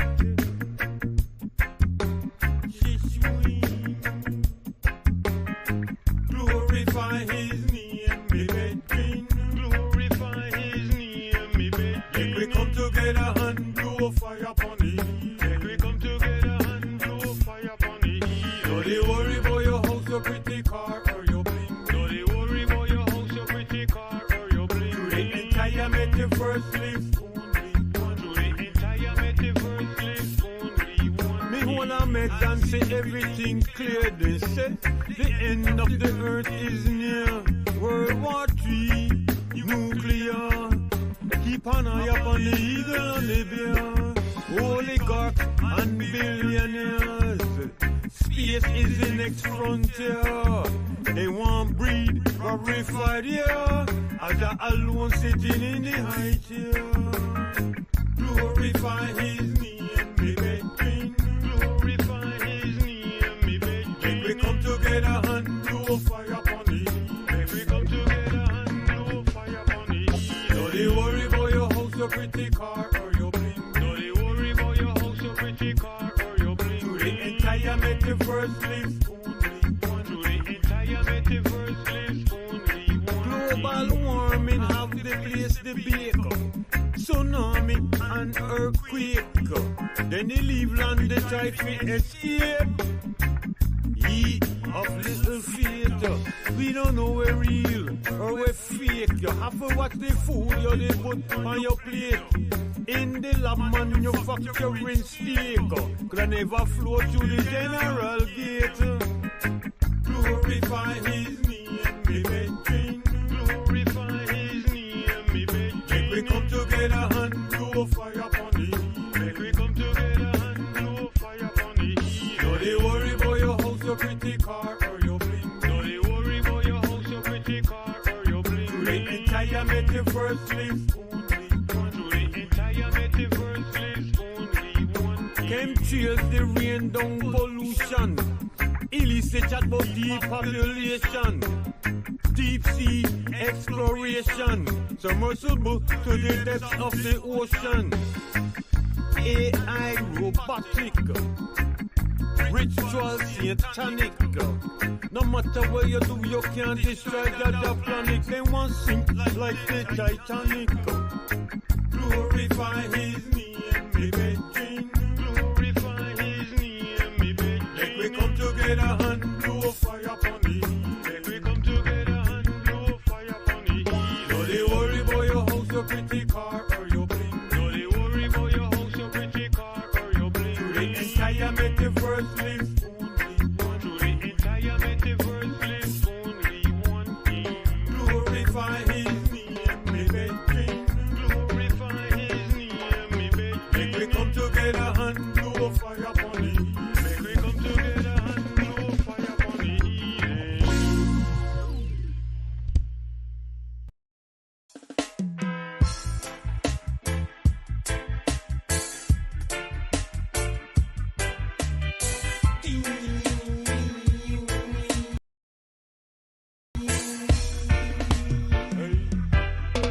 When one door is closed, many more is open. To the right one, Jaja Subway Rasta no need no token. One door is closed, many more. And it's that Jaja with the love with heart will never be broken. One door is closed, many more is open. To the right one, Jaja Subway Rasta no need no token. One door is closed, many more. And it's that Jaja with the love. Me one brother try to stab me in my back. My girlfriend left me true, me never have no dollars in a sock. Best friend about the claim, they dread, they smoke. How the lyrics, where will they drop the walk? Big game hunters, them they set them trap. But will they pray to the Father non-stop? Help me keep the heathens back. Help me keep the heathens back. When one door is closed, many more is open. To the right, Panja, Subway, Rasta, no need no token. One door is closed, many more. And it's that Jaja with the love we heart will never be broken. One door is closed, many more is open. For the right pan Jaja subway, Rasta no need no token. One door is closed, many more. And it's that Jaja with the love. We run up into enough obstacles. Surprisingly, from we own people. Them just hate to see the dread. Receive pinnacle, them a hope and pray. Say we stumble, but we burning both ends of the scandal. Daily routine, read the Bible. Despite the effort of the devil, we have to reach Jaja's steeple. When one door is closed, many more is open. To the right pan Jaja subway, Rasta no need no token. One door is closed, many more. And it's that Jaja with the love we heart will never be broken. One door is closed.